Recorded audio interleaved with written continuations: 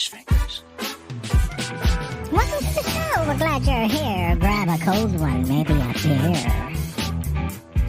Stay alert in the chat. Giveaway prizes. Heck, maybe we'll give away Uncle Bill's cowboy hat. Jim's his sidekick, wouldn't you know? Uncle Extra Medium in the show. Smash that like button and subscribe. Let's all be part of hashtag Uncle Bill's Tribe. Hashtag Uncle Bill's Tribe.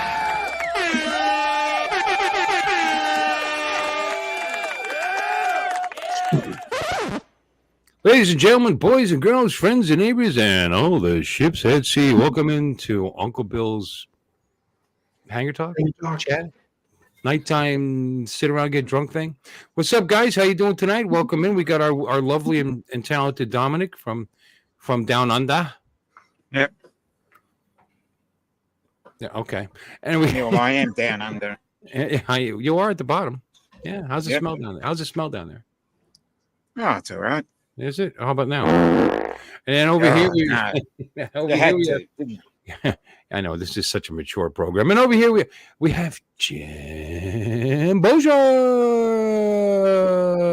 Let's do something. Let me see. Kids cheer. Okay. There you go. Hooray. Good to see you, Jim. And everybody in the chat, thank you for coming in. Hello to everybody in the chat. There's 10. There's 10. There's other people streaming right now, but that's par for the course. Oh, 15. Boom. It's growing. Boom. Oh my God, 50% more people. Chat now with 50% more people. Jim just was regaling us with a sales video of his new home, and we're so excited for him. Jim, we're very excited for you. Congratulations. Thank you. Thank you very much. Thank you very much. And it's beautiful, and I'll be by. You got plenty of room in the basement, so I don't have to leave. Yeah. Plenty. Me and the dead hookers will be hanging out there. We're so close to Buffalo. That's where we're going to fly out of. Buffalo to Orlando. Is that a selling point, being close to Buffalo? No, it's just closer to the good guys. You. Good one, Lloyd. So nice. Hello, Yeah, Lloyd. so you're not that far from Hamilton then, there. Well, no, I'm not far from Hamilton here. Oh, okay. Kind of like us, Hamilton, Niagara Falls. So, Okay, that's where my first wife's family. That's where she was from, Hamilton, Canada. It's the only reason I would ever know the name of that town.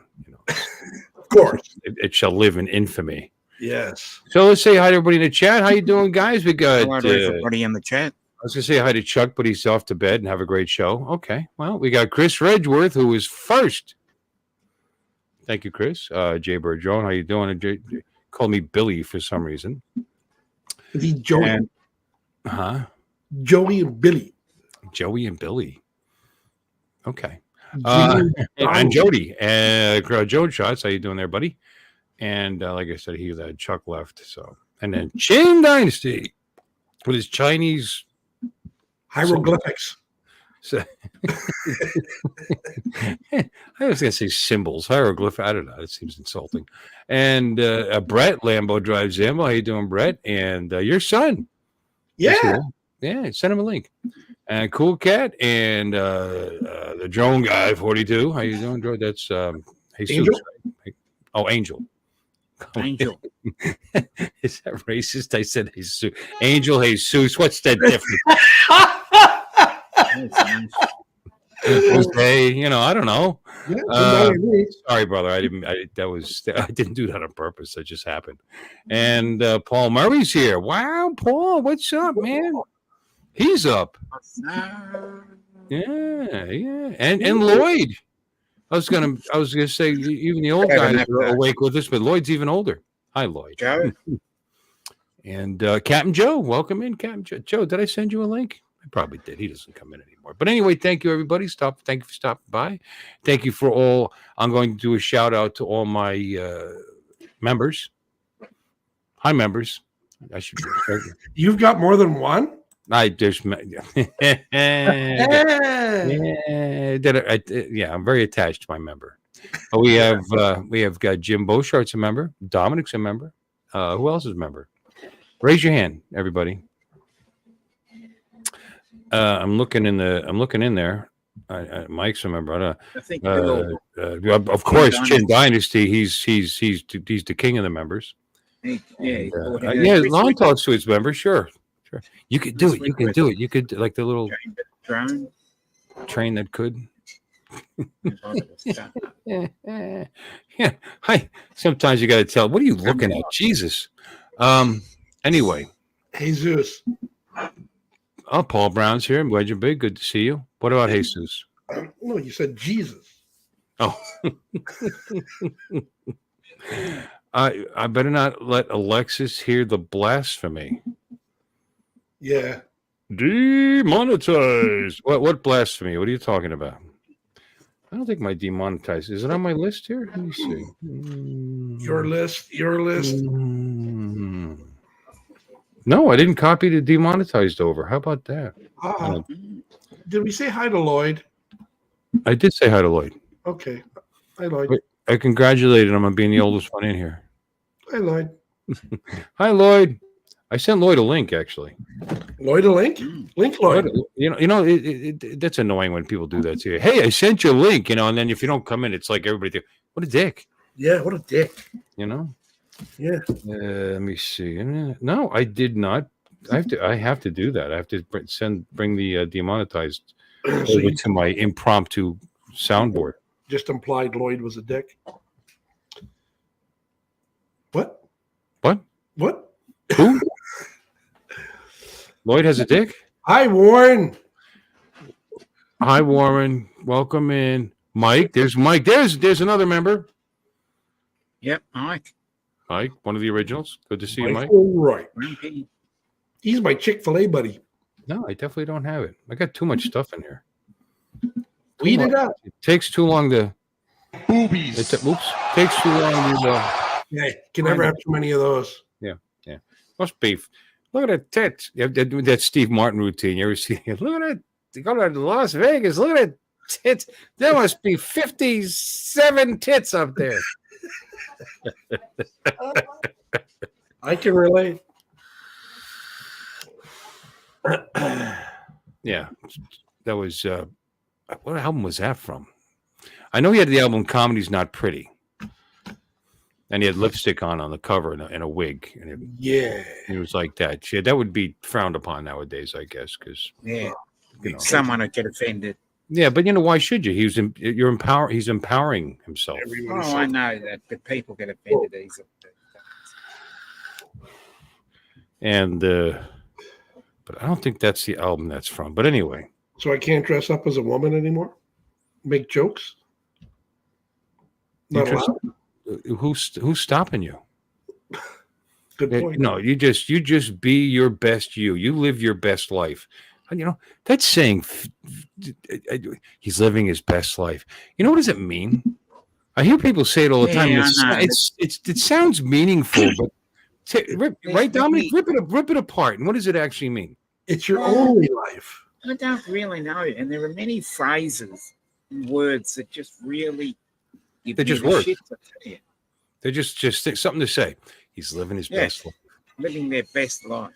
Well, how do you know that's his best life? What if what if his best life was being an airline pilot or I don't know, or maybe he likes to clean septic tanks out. Who knows what his best life is? A janitor for an outhouse company. Yeah, that could be his joy. That could be his what would make him happy. Pride in your work. Doesn't matter if you're a CEO or a janitor. Take pride in your work. No, you have to take pride in your work. People that think they're too good for the job are probably really bad at it.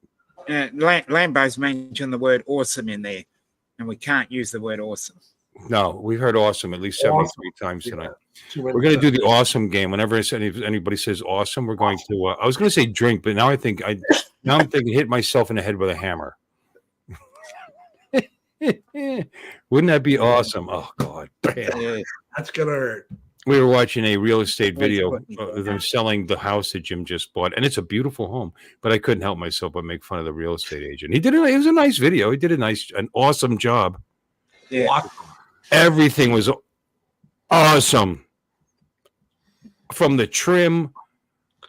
I'm still So- looking for the trim. I didn't see any trim. Your shuffleboard action Shuffle. How about a little Yeah. shuffleboard action? Yeah, with your friends. I'm moving to a new city. I got no fucking friends, and he in wants this me to- area. And he shows this big house with lots of, and it is nice size house. All these big areas like that. And towards the end, he comes to this itty bitty little cubby hole area, and he says, or you could set this up for the kids. So, so you shove all the kids in that one little corner, and you just stretch out and enjoy the rest. There's a root cellar, or a cold cellar, or a wine closet, or closet, or a place to hide the hookers. the dead ones. No, you put the dead ones in there; they stay fresher that way. Yeah. But anyway, the trim was off. And Avada, okay, sure, You know, Mike. you saw This it. is for you, Avada. I'm doing Moscow Mules again. Am I The loud? trim I'm was sorry. awesome. That's what he said. Yeah. How did Warren know that?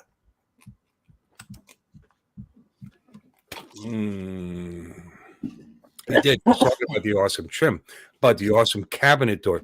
The bathroom cabinets. He's pointing down there and talking about how it. What did he call it? Some kind of modern. I don't know what he was talking about. He was really off the rails. But nice house though. It should have been easy to sell. He didn't. I don't think he had to get so flowery. That was crazy. Yeah. And the doors have hinges, awesome hinges, and awesome handles. I mean, it's just great. They're like car salesmen. Yeah. You know what's funny? I've been both. I had my real estate license in Pennsylvania, and I sold cars too. Are you shocked? Are you stunned? Oh, I'm stunned. All right. Yeah. Think of your sister in that car. Your sister. Put your sister's ass in that car and push it in the Hudson River. So anyway, so guys, what do we do? We're not going to be late tonight. So just soak in and enjoy all of this while you can, because Just get it all out in the next couple of hours. a couple of hours. I don't think I'm going to make it that long, because I'm going to. There's a little mini meetup getting together tomorrow down by somewhere in West Palm. They sent me the link. And, Good night then. Okay, Mhm. all right. I'll start walking now. It's about like a 45-minute drive, but they want to meet at 6:00 in the morning. Wow. Is the sun up yet? No. When you get over, it's Al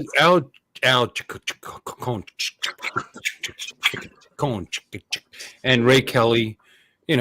Once you get past 70, you wake up at 5:30 for no reason at all. So Ray's down there for the winter already? Yep.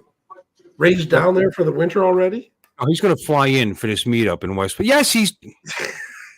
No, but he's there coming home, maybe. I don't know. I don't know. And you know what? He called me today. I didn't even think of asking him. He called me, asked me how I was doing. You know what he called me? He called me to secure sticks for the meetup in April. Like he has to do that. Like he's like I'm a business. You know what I mean? Like some business contactor. Hey, how you doing? Good. Oh, Ray, Great. sorry, somebody already booked it last week. He's Oh, funny. you're out of luck. Well, it's good to hear your voice. Yeah. How you doing? Hey, just calling to make sure, I mean, do we have a reservation? Are we in for and hey, that's great. And they're going to sponsor it again. I mean, he's working me on the phone. I said, yes, Ray. Right. Yeah. We got to get the gift cards to give away. Right. He said, yeah, that's awesome. Well, we really appreciate it. What do you mean I'm the part of the committee. He's funny. But anyway, but he did tell me about meeting up tomorrow morning, and Al had already mentioned it on Johnny's show. So my drones are charged up, ready to go. Ready to rip. Ready to rip. So I've got a video that can segue into our next topic. Oh, Okay. that's awesome. And I'll tell you why that's awesome. I don't know what our next topic is. Yes. So if I don't know what our next topic is, and this video sets it up for me, Yep. that's a win-win. Okay, here we go. You ready? No.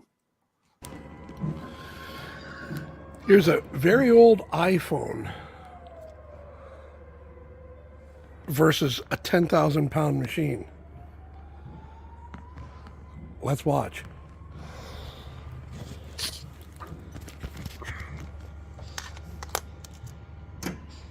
Is that an SE? I think it's an i4 or a 5.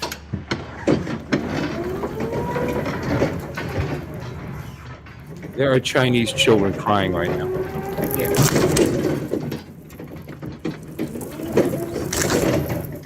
Yes.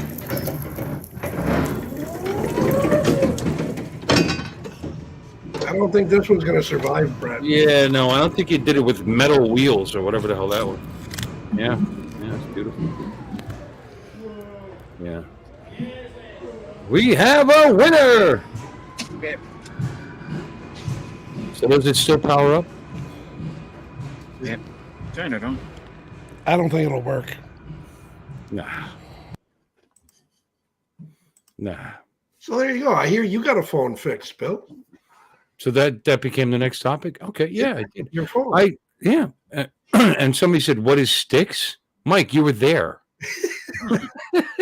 You spent time, you ate there, you drank there, you were there. That's the business where we have the Friday meetup every year for the drone meetup. It's called Sticks. It's the pool hall, and we're going to be we'll be setting up 4 pool tables for us for free. This is the sponsorship. 2 $50 gift cards to spend there, and we'll have the whole patio to ourselves. And there's an outside pet. You know, the thing with the outside patio and all the other drone people were there. Do you remember that, Mike? Drone people. There's going to be people there. Mike's getting old. You know, with the bar and the liquor and the music, that thing. So anyway, so unless anybody has any better suggestions, that's what we're doing again in April. What in the hell what's up? That's why you're on my show, because of the classiness of your act. Well, I'm sorry. You know, you're going to be leaving the whole paneled wall thing and going for awesome whiteness and modern looks. Awesome. Everything is awesome. You can't sit around going all day long anymore. You're going to have to act awesome trim, mature. Everything. Yeah. Oh yeah. That's right, Bill. I remember meeting you there once. I said, yeah. Thanks for reminding me how memorable I am. I met Mike at the first meetup up in Sebastian.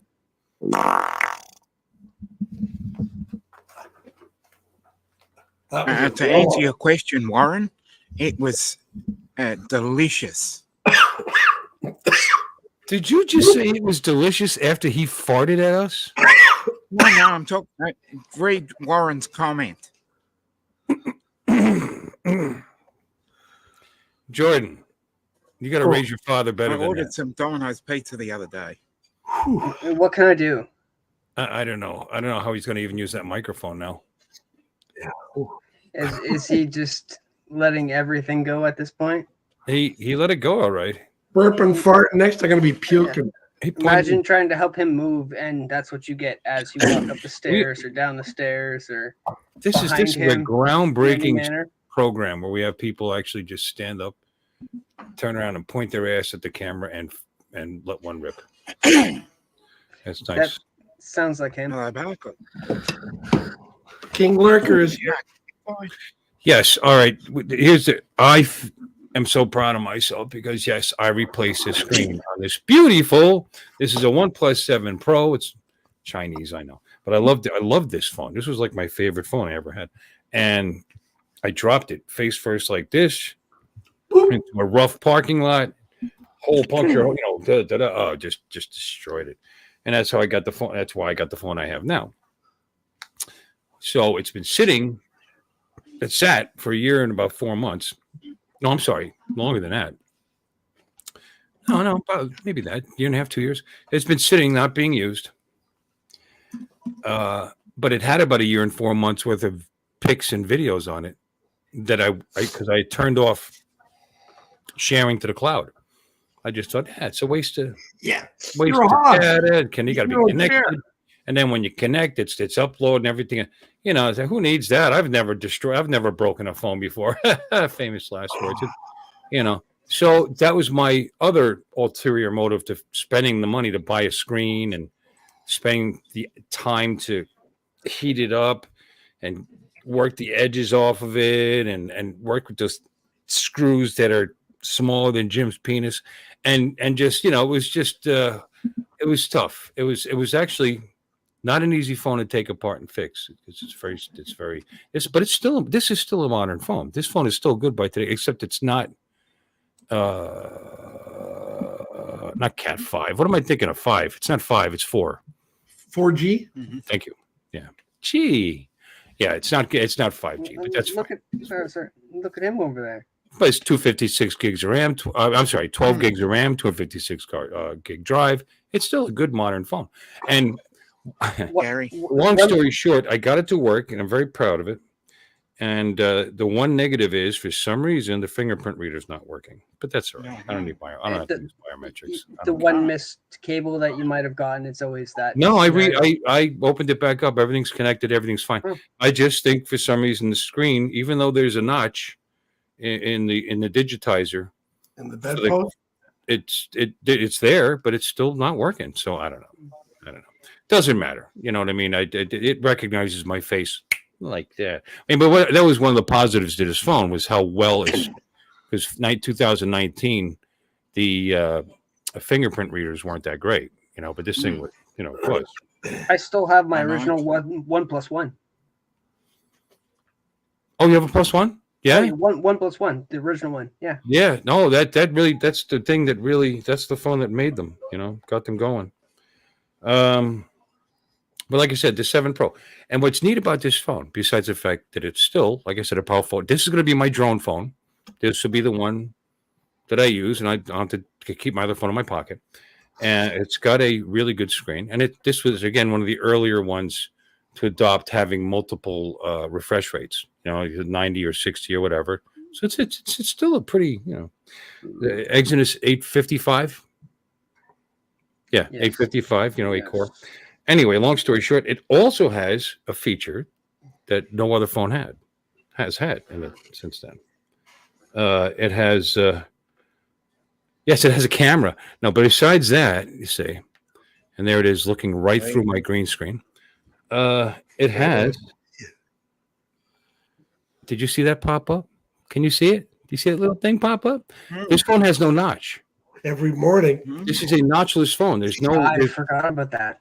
Yeah, and it's the only phone that's done it. And what's cool, and it, just I gotta touch it right though. That's what she said. There it goes up, goes down, goes up, goes up. So when I turn it on, the part at the top of the phone that just pops up, and it's your selfie camera. And I think it was the opposite way as well too. No. No. There's okay. Yeah, there's definitely, it's got a good camera on it. But see, it's because I'm touching the edges. Go ahead, Barkley. There it goes. And what's cool about this is that people can, if you drop it, you're afraid you're going to break it. This thing knows that when you drop it, it pulls its little turtle, it turtles it back in. Oh, it's cold down there. And it works. I've tested it by, see? I just dropped it from here to here, and it immediately pulled the thing back in. What is that popped up? Free fall detected. The front camera has been lowered. Would you like to use the front camera? Raise the camera. What? Oh, it's the camera. He was asking what the camera was. It's the front camera. Oh, okay. Well, I didn't even know what you were talking about. I thought there was something on the screen. Somebody messaged me. Let me see.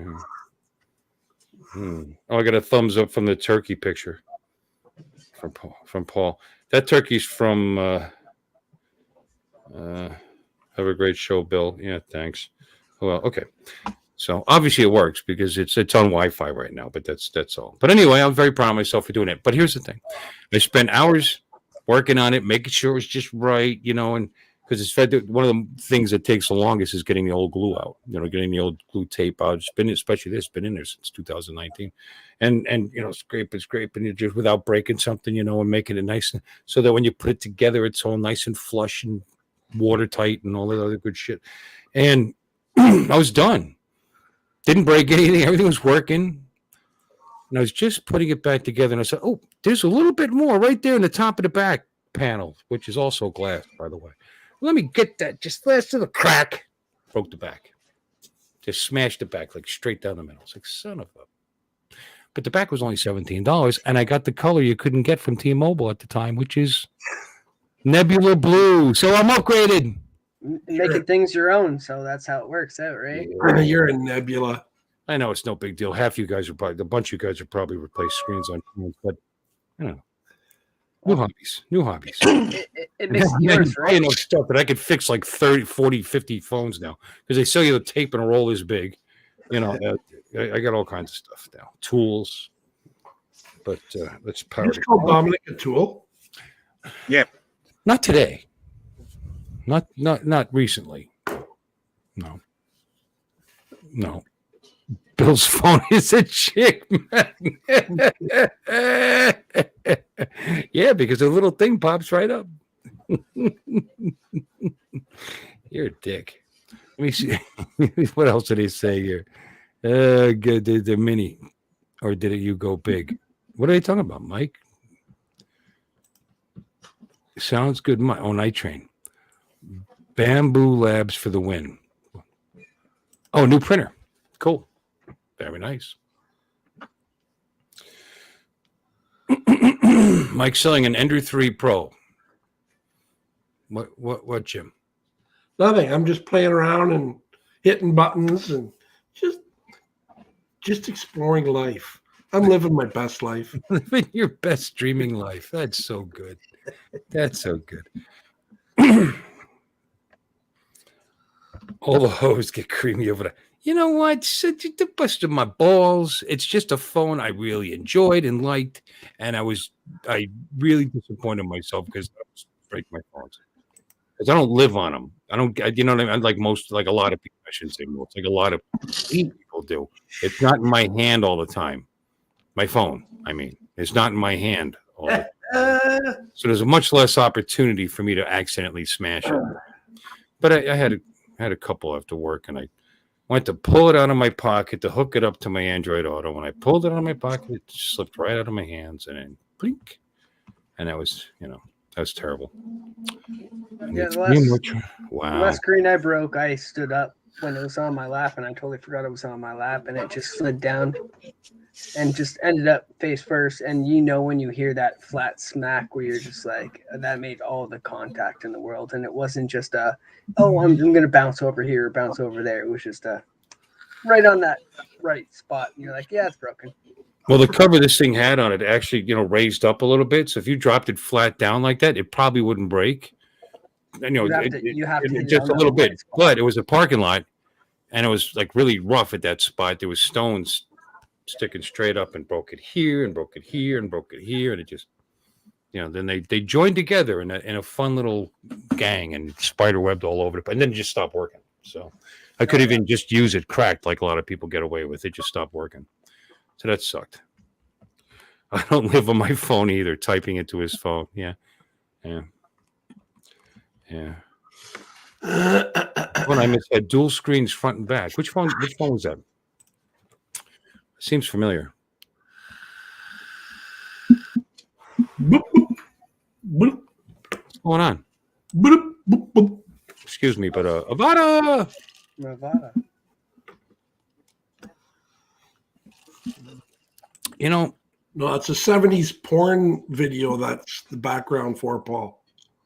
It's probably because I grew up in the 60s and 70s. Well, I like wood paneling. I don't know. I always have. I just do. Always wanted a log cabin. Don't know why.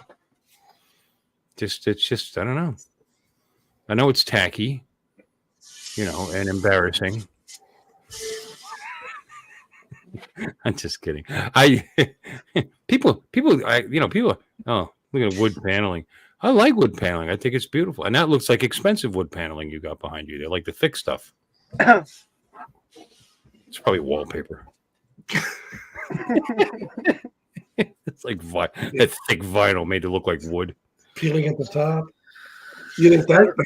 Wait till you see my Arizona background there. Didn't have blue back gives you more range. Yeah, I think so. But no, the thing, I mean, and I was using the 2XL as my extra phone. I'm sorry, what was that? Was that a view of Arizona all the way from Canada? Yeah. Where's Wile E. Coyote? He's at the Acme department store. Oh. Boop. Speaking of Wile E. Coyote, Yeah. I Going on, see the other Andrew? one, Jim Brochart. The other one. What's up, Jim? Hi, Andrew. I like that effect again with the light and the fan going and like that. Don't stare at Andrew. You'll have a seizure.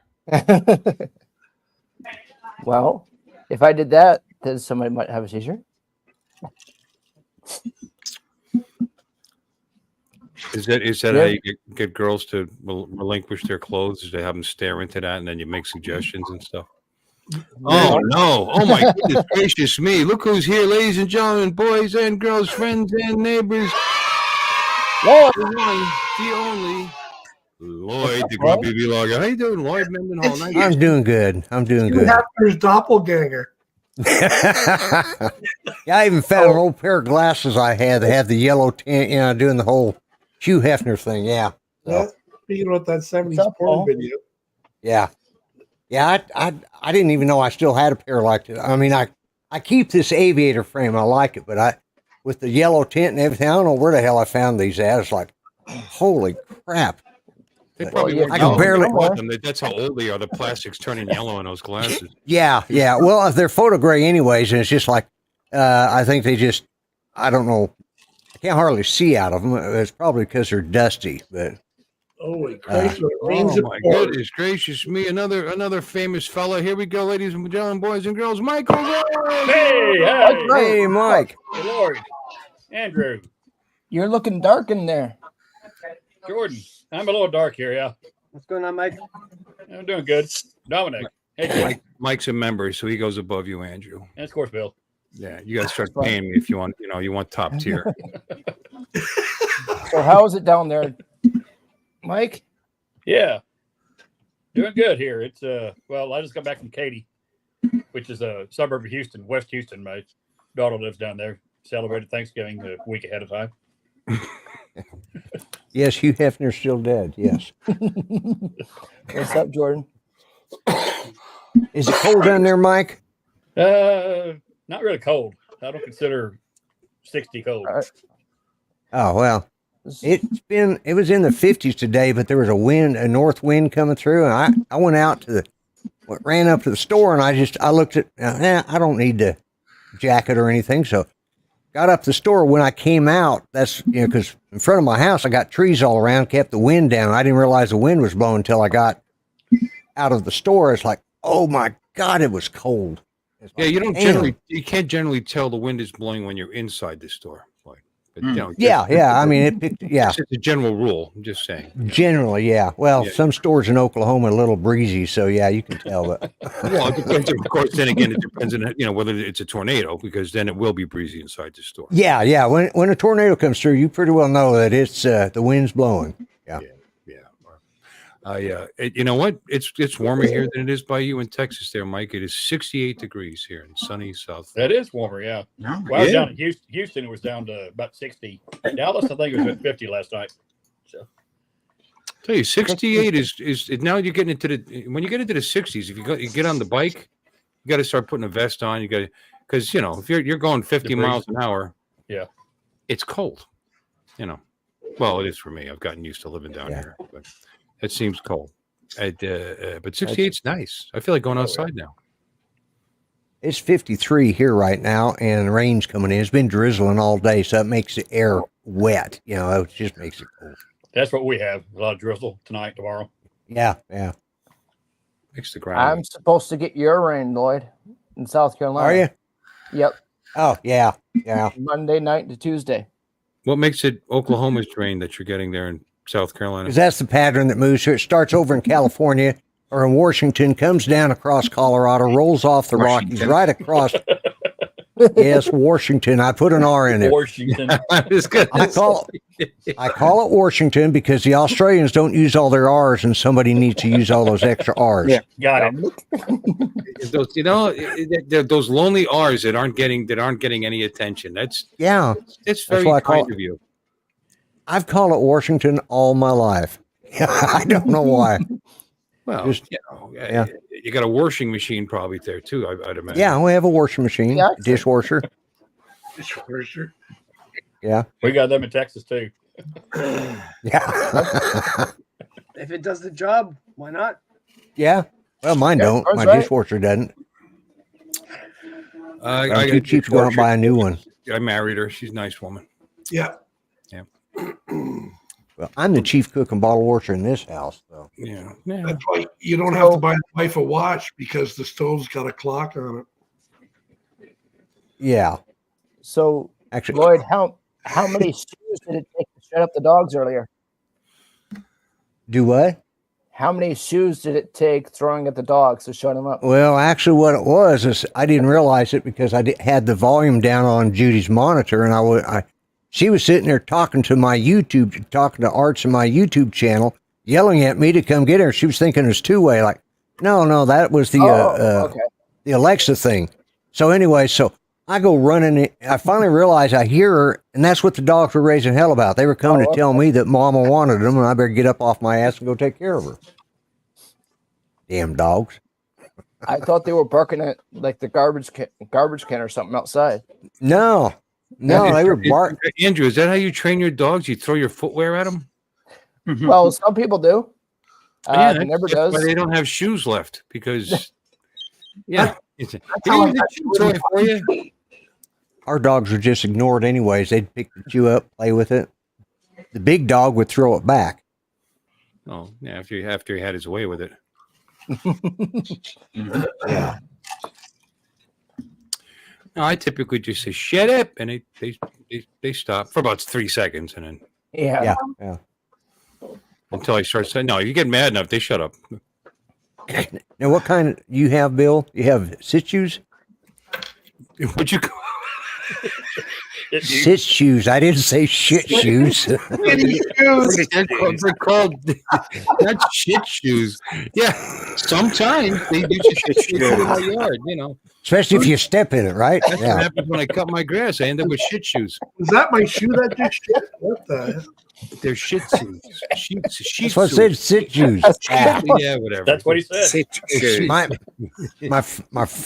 Between my hillbilly accent and my damn parcels, and you're lucky you get common sense out of me at all. We're glad you joined, Lloyd. Yeah, We're always glad you joined. I got a real shit. They're not picking on you, right, Jim? Yeah, usually it's Dominic, but thanks for joining. Yeah. I don't care. It doesn't bother me. What's really bad is when I moved to Oklahoma, I didn't have this damn hillbilly accent. I grew up in Colorado and had a typical Midwest straight up accent, but I've lived here for 43 years now, and everybody talks like a hillbilly here, so I do too. Which is, that doesn't sound hillbilly to me. It sounds southwestern. Hillbillies are a little different, I think. Plus, you probably wear shoes and stuff. Yeah. That's right, too.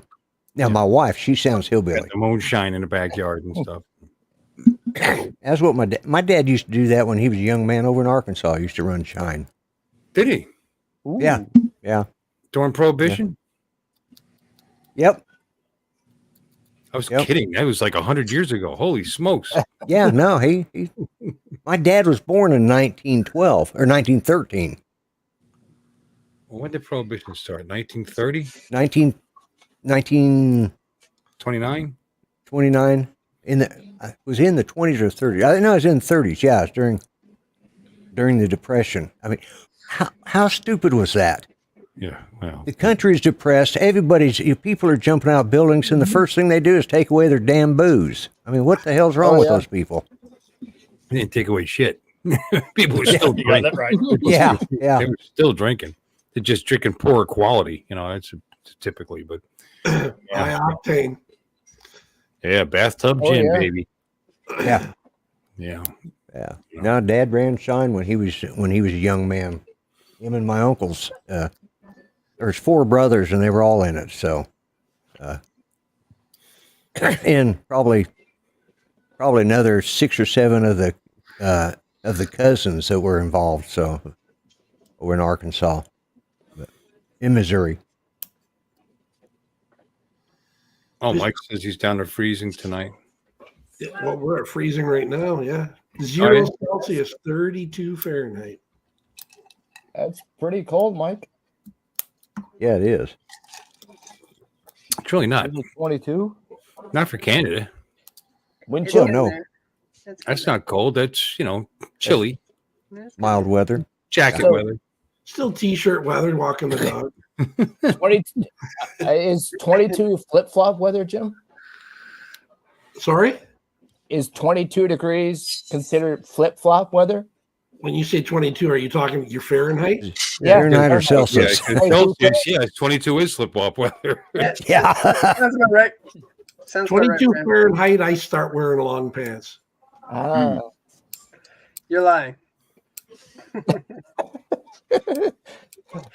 So Jordan has seen Jim wearing flip flops at 22 Fahrenheit. If he wears flip flops, that's a different scenario. But he's wearing shorts and a t-shirt pretty much all year long. You might see him. What did your neighbors ever do to you? You might see him. Well, a petition, you gotta move, so we had to. But yeah, no, there's a lot of people in Canada where I'm like, I don't understand why or how you can wear shorts or a t-shirt outside in this. Well, you know what? They're not living outside. You could spend 10, 15 minutes going from the car to the store to get your newspaper to whatever in light clothing in the, in those temps. And I know because I lived in Pennsylvania and northeastern Pennsylvania, it doesn't get as cold as Canada, but it gets cold. It gets damn cold. Oh, yeah. And I was it was different than I am now. You will yell swear words until you warm up, and then you're good. Yeah. So I was so cold today, my nipple was out, it hurt. I had to push it back in. All three of them. Because I've heard of people wearing sandals or flip flops with 2.5 feet of snow on the ground. It's below 22 degrees Fahrenheit. I think those were snowshoes. You might have been. Snowshoes. You might have been mistaken. I think those were snowshoes. Yeah. Yeah. I've walked out on the ice and barefoot a few Me times, getting the mail and stuff. Or Me too. I didn't ice stay out there. Ice isn't so great, but snow, yeah, because ice you end up Yeah, there. yeah. You wear your warm foot hits that ice.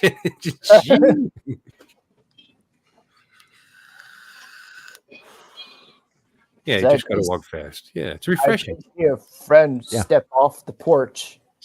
It's the middle of about January. There's ice everywhere. Step off the porch and whoop, slides right down the driveway to get the mail anyway. Yeah, I don't miss black ice on the roads and Oh yeah. and chipping my car out like it's an ice sculpture and I don't miss any of that. I really don't. My wife does. Like every year, she wants to let's go up to Pennsylvania in the middle of the winter. Said, that's the opposite direction. Everybody else is coming down here. But Traffic ought to be light. Has she seen snow? We have snow in the Philippines. That's what she tells me. She goes because she lived in Baguio, and Baguio is high elevation, is a mountain there. And I said, yeah, you know what? When it's like 68 degrees and there's snow on the ground because of the elevation, that's not the same thing. Oh no, it get cold. Yeah, okay. But no, she's seen snow. She lived in Pennsylvania for many years. Yeah. Oh, okay. Yeah, many years. Yeah, That's why I met her. Sorry, it seems like everybody in the southern side there wants to come north just because there is snowboarding, skiing, all the winter sports. Well, No, there is no, that. no. There is that. Yeah, because I'm a real snowboarder type. Look, X Games kind of guy. That's me. I like Definitely. the snow. I love skiing. Yeah, I skied too when I lived up there. Yep.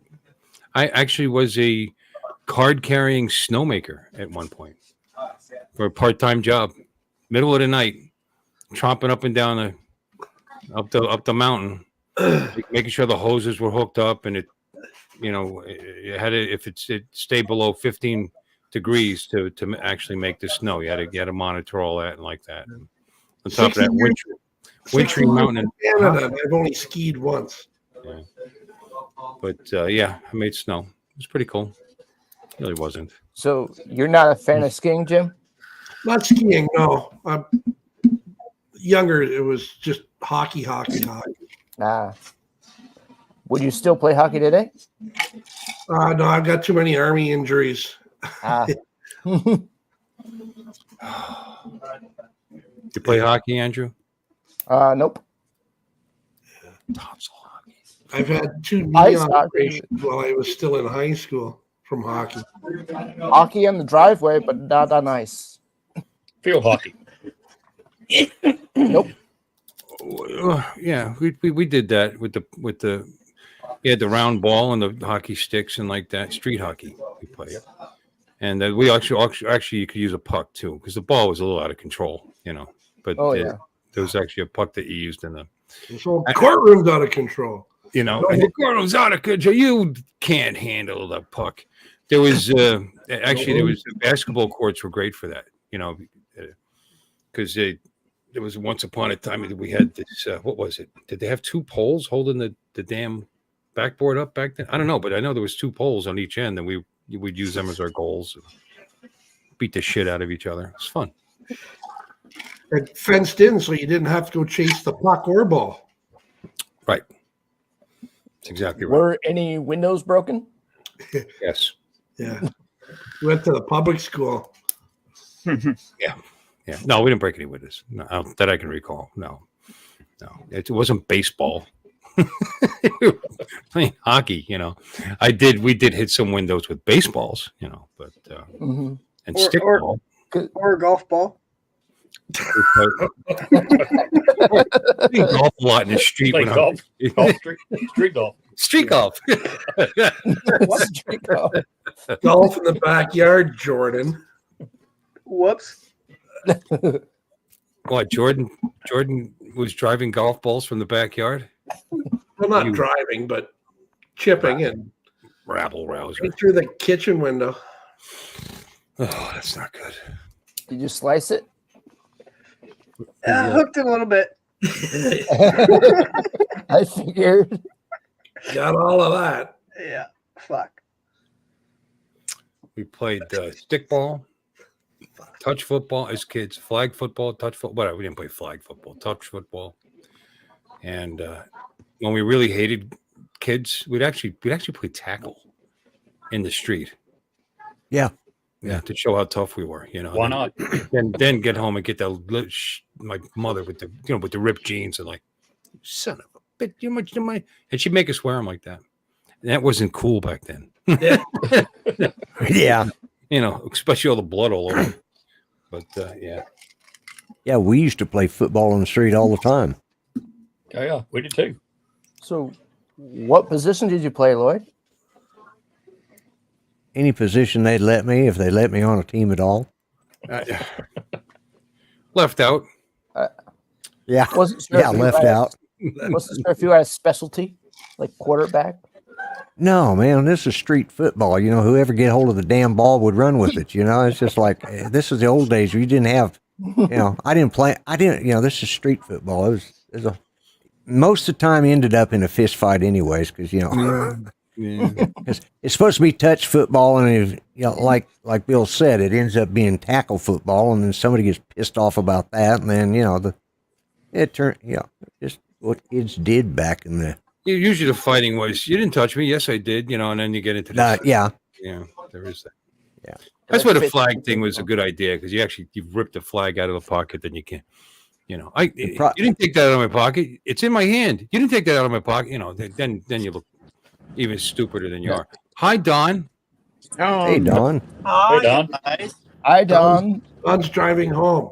Don.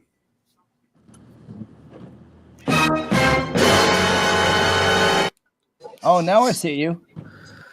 Ah, there he is. dramatic entrance. Exactly, Dominic. So, any interesting topic tonight? No. No, but you can introduce one. It's Same a free shit, for all, different pal. day. No, yeah, Free for all. just guys. It's same old. Got a bunch of guys just talking stuff. Yeah, Bill lost his notepad with all his topics we were going to talk about. Well, we talked about my phone. I can talk about that again. Want me to talk about my phone again? Yeah, let's talk about your phone. Fine. Like an old man, Bill. I'm sorry. you carry a notepad like an old man? No. You- No. A notepad and a pen in your pocket all the time? In his pocket protector. I No. do. And I'm sorry, but you know what? Cell phones are a notepad and pen in your pocket at all Yep. times. No, you think completely different when writing. So I always carry an actual paper pad and a pen with me. Do you? He's I got a it. creator. Don't know if you can see it. See it? That's a flash. Yeah, we can see it. Hey, Paul. I don't know. When guys are in their car and they ask you to look close and look at it, see it, look at I don't look. Touch it. Just touch it. I'll drive you home. Paul. Just touch it. Yeah. Yeah, Jim, you did that, and I got you did that. You farted on the camera, and I got to laughing so hard that that's it. She's like, "What the hell? Why are you laughing at that?" I said, "No, I'm not laughing at mine. I'm laughing at the guy on the camera." Was that real? Did you really fart at the camera? Yeah, so I'm getting up. Yeah. You want to waste it?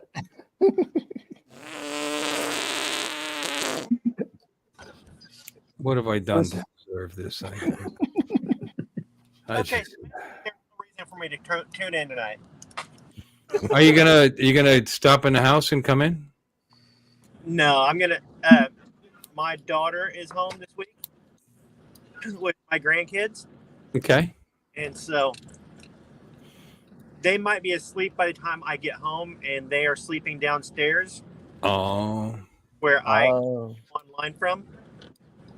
you could hide in the you car. can come on with your phone, I guess I could go online from upstairs.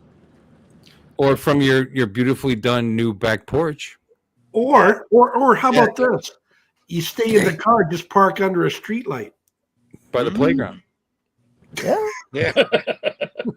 That I've you been do have an accused option of. like- there, Jim. Like usual. Okay. Damn.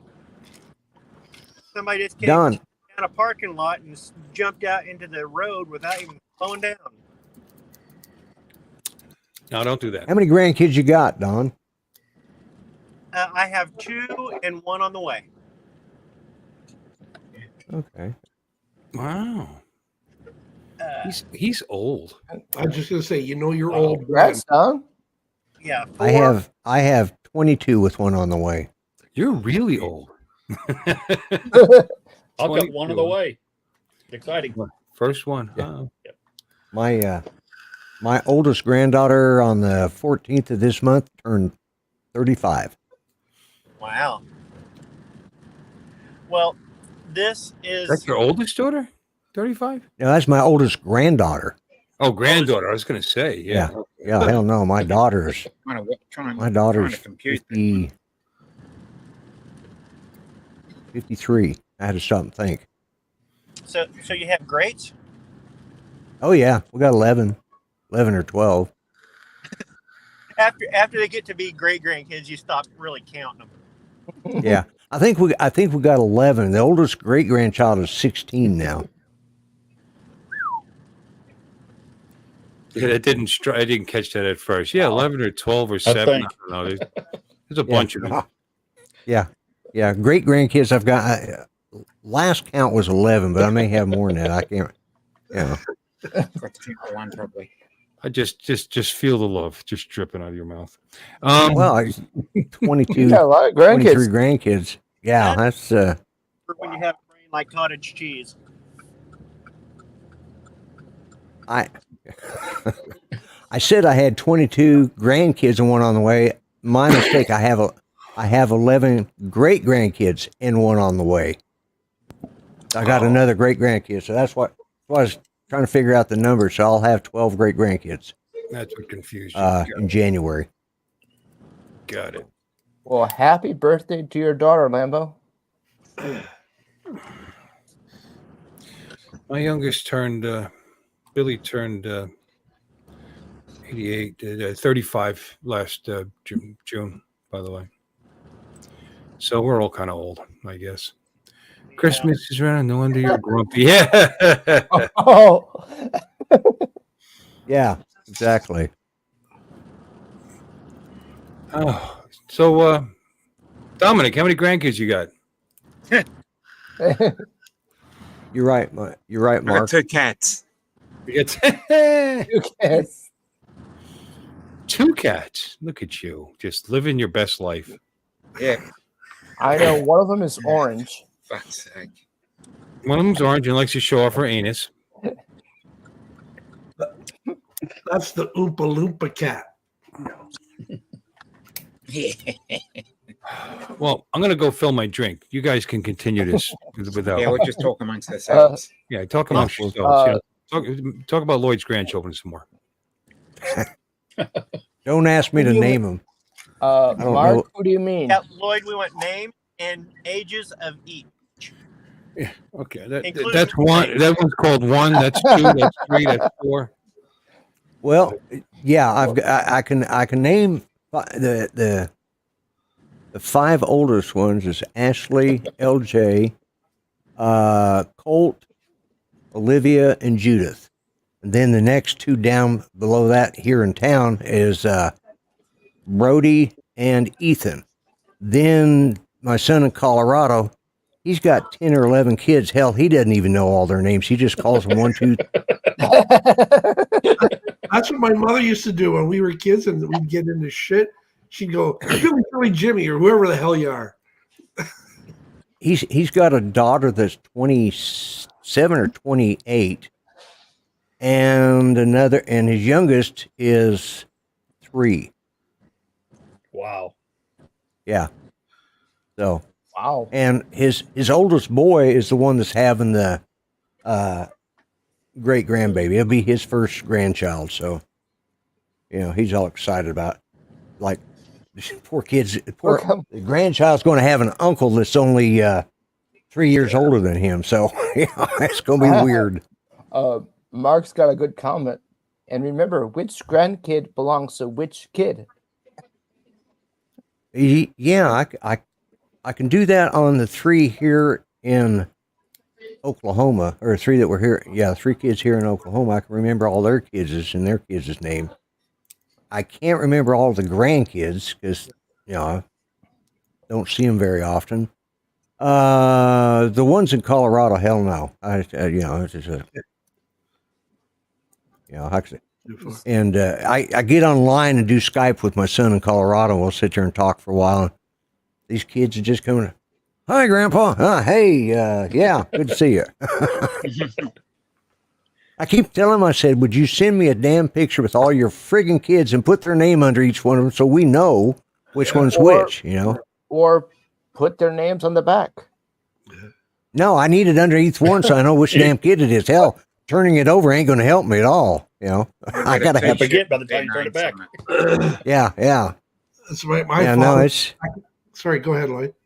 No, go ahead. Go ahead. I say my father's the second of 16, so my older brother is just a couple years younger than his aunt. Your dad is one of 16? The second of 16. Yeah, second. Wow. Yes, he was.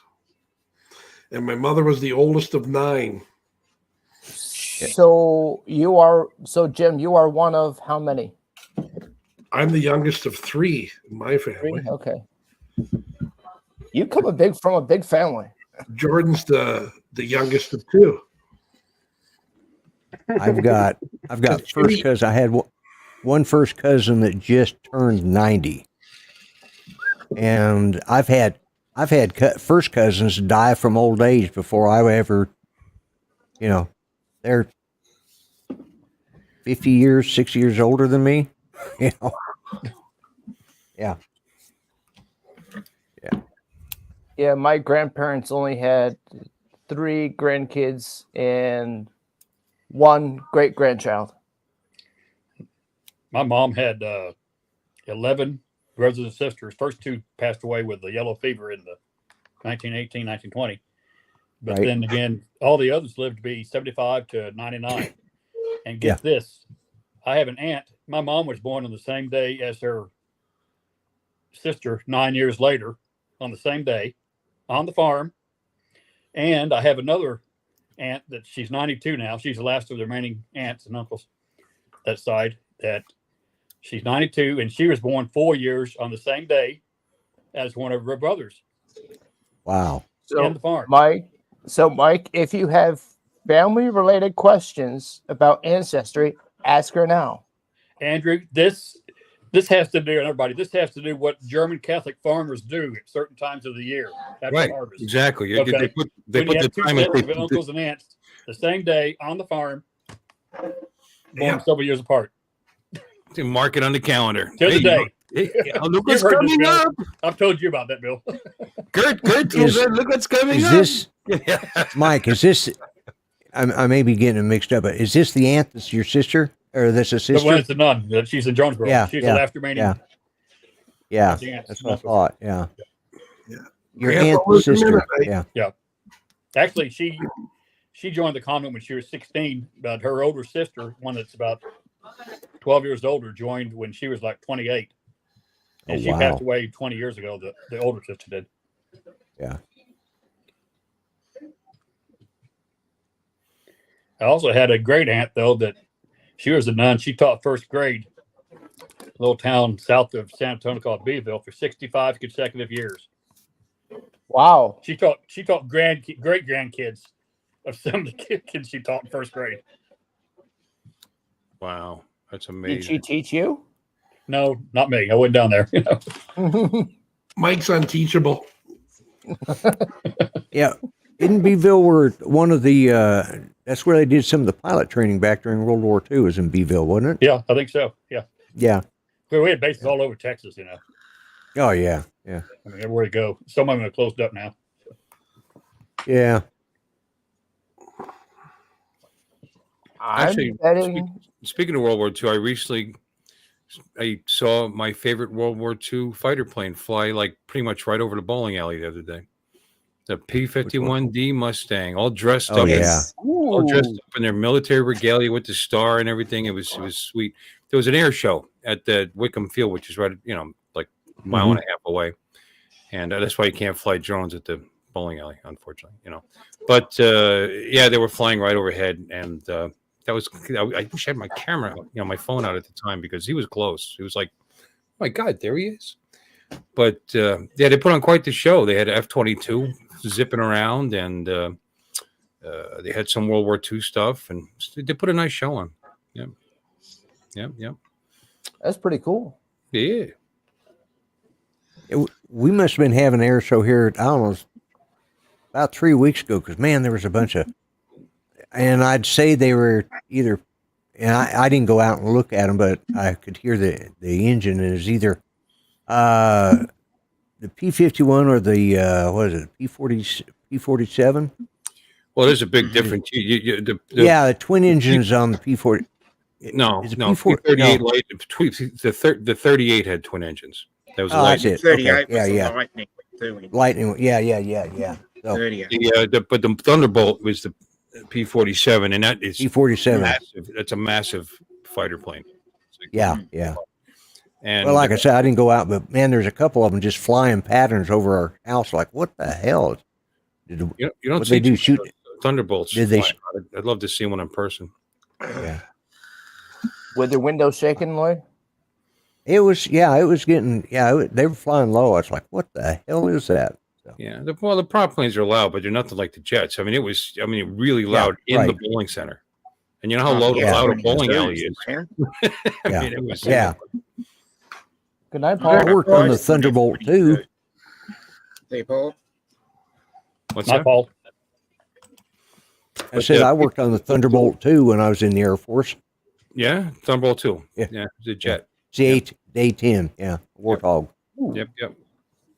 But the in World War II, the P-40 looks more like a P-51 than that. Yeah, it might have been what I was thinking. Yeah.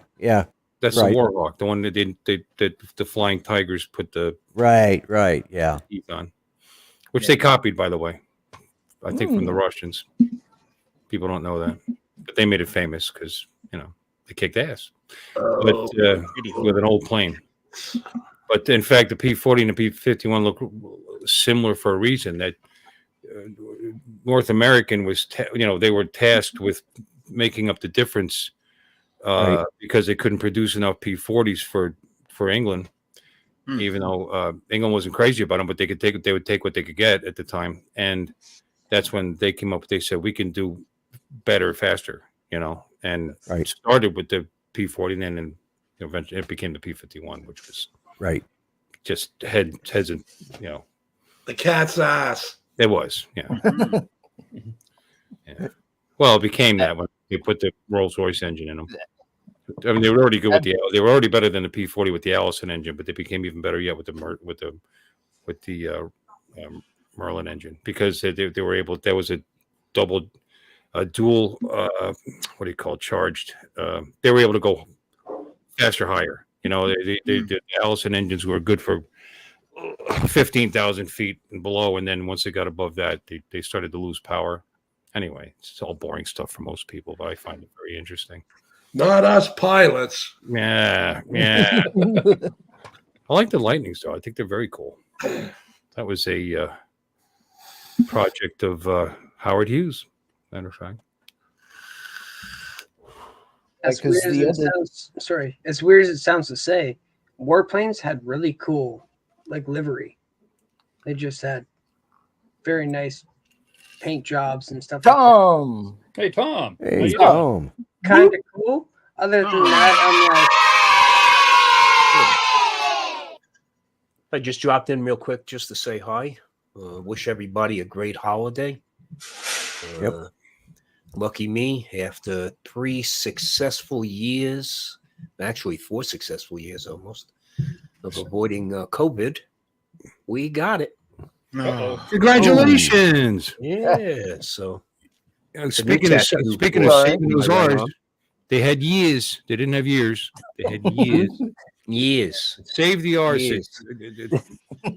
I use wife the and I extra R, both so got it, yeah, which was good. We both got it, but we're vaxxed at this point. I mean, we haven't had the latest vax, but just gotta say, that it fucking kicked the shit out of me, bro. Kicked the living shit out of me. Mm-hmm. Yeah, you look like you were feeling kind of rough. I was going to ask you about that because There's Lloyd, there's no comfortable position. Yeah.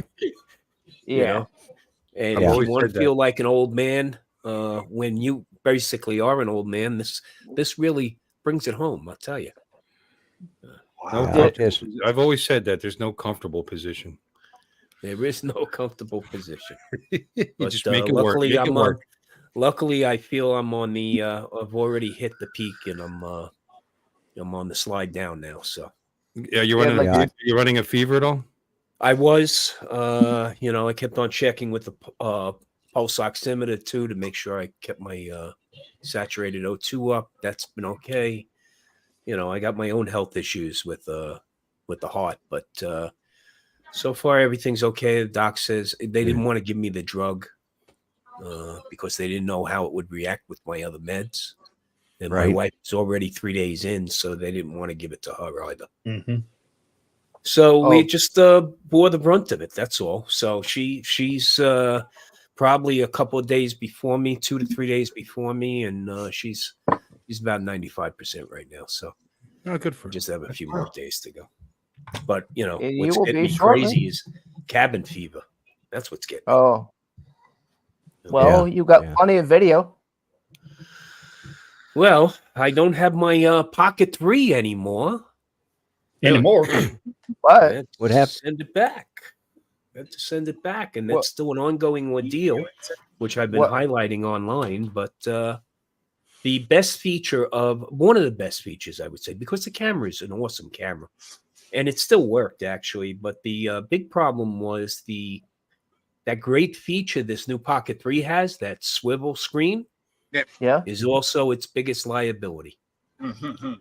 I figured that would be a weak point. Oh, yeah, unfortunately. And Lloyd, I think it's magnets that keep it in place. Okay. So it is mechanical in nature. But what happened was I turned around and got home from a shoot. We have a place out here where the bighorn sheep come down and graze. And there's a streaming camera on that park. So I check that in the morning. And if I see there's a bunch of them out there, I'll take a ride out. It's about a 30-minute drive down to Boulder City, right on the edge of Lake Mead there. So I went down, I shot some footage, and I came back. And when I came home and I pulled it out of the its case, the screen wasn't fully, in place. Yeah. So I flipped it open, and then when I flipped it open, it was cockeyed. So I was like, "Oh shit!" So I reached out to Best Buy because I bought it from Best Buy on the day of release. And Right. what happened was Best Buy was very honest with me, and they said, "Look, we can give you a refund." I said, "No, I love the camera. I'm looking for a replacement." Well, it could be up to 2 months. And I'm like, 2 months? They're like, well, yeah, DJI only shipped 1 or 2 to each store. Ooh. Okay. And then they put everybody in a holding zone. So they actually suggested I reach out to DJI support. So I reached out to DJI support. And they told me, oh, so sorry. You're a couple of days out of our defective equipment replacement cycle. I'm counting the R's that you're not using, by the way. I'm going to send them a lawyer. I'm cashing Yeah, them in. I use them in pearly washing gates, machines. Bill, okay? I cash the R's in at the pearly gates. Okay? I've been saving them up. I'll take them, Tom. I use them in things like washing and washing machine, Washington. There you go. Washington, See, D.C. It always comes in handy. Yeah.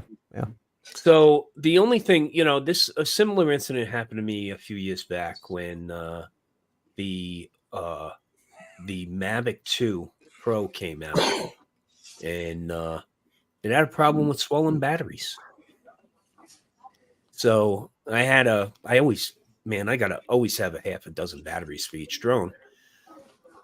So all of a sudden, 3 of them were wobbling on the desk. So I reached out to them and they said, well, yeah, so sorry, but we only warrant those for a certain period. I says, well, it's pretty odd that 3 of them went at the exact same time. And then when I checked the number of cycles on those batteries, maybe 40 cycles on the one I use the most, which I label all the batteries. I try to cycle them. So they gave me a hard time about it. And then I posted about it. And I made sure I hashtag DJI every place I posted about it. And of course, DJI reached out immediately and said, well, how can we resolve this? And I said, well, warrant the batteries. So it wasn't just me, but dozens of friends of mine jumped on that bandwagon right after me. I remember when that was going on, all those swollen batteries. Yeah, there's just a lot of people having So now I problems with did take some shit from Lon the other day because I posted about this. And he goes, wah, DJI, they'll support you. Da, da, da. What's the big deal? Stop being a crybaby. I said, I'm not being a crybaby. If this is a mechanical issue, it's not something you can fix with firmware, then I want my friends to know before they make that $500 to $700 purchase decision. Yeah. Right? I agree with you. At least wait either for an advisory to come out. Hey, it could be magnets that are, electromagnets. So maybe there is something in the firmware that they could do. Who knows? But again, when you're dropping that kind of money on a camera, and Lloyd and Lon, no, it's not the only camera in my world. Okay, but if I invest $700 in a Creator combo, and I maybe cycled that swivel screen maybe 24 times, I want it replaced, pure and simple. Yeah. Okay, didn't drop it, didn't do any of that crap. I figured that was probably going to be a weak point. Just looking at it, it just makes sense because of the size of it. So, yeah. I figured that would be everything else about that combo, Creator combo, off the charts. That DJI Mic 2 is awesome. The battery handle with the quarter 20 on it. Everything worked perfectly except that one little glitch. So, well, we'll see what happens. I'm going to continue posting updates on it. In fact, DJI has asked me to post updates on it. Oh, I was surprised because last time they wanted me to take my battery thing down, and I refused to take it down. So, is that the 2 or the 3? That's the 2, isn't it? Yep. So how low is like me there, Tom? It's not the horror story people try to put out there. It really isn't. The big problem is that there's two states that I really have an issue with when it comes to water in Lake Mead. Yeah, thank you, Bill. Thank you for keeping track. That's Arizona and California. California, yeah. Arizona has determined that alfalfa, the most water-dependent crop, is going to be their mainstay. And California still hasn't figured out how to desalinate. Okay. Meanwhile, they're sitting along the Pacific Ocean. And they're building hey, Jordan, okay? I don't want to get a double till on this, okay? So you better sync your numbers up with Bill before you announce them. But California keeps building golf courses in the middle of the Mojave Desert. Really? What the fuck, guys?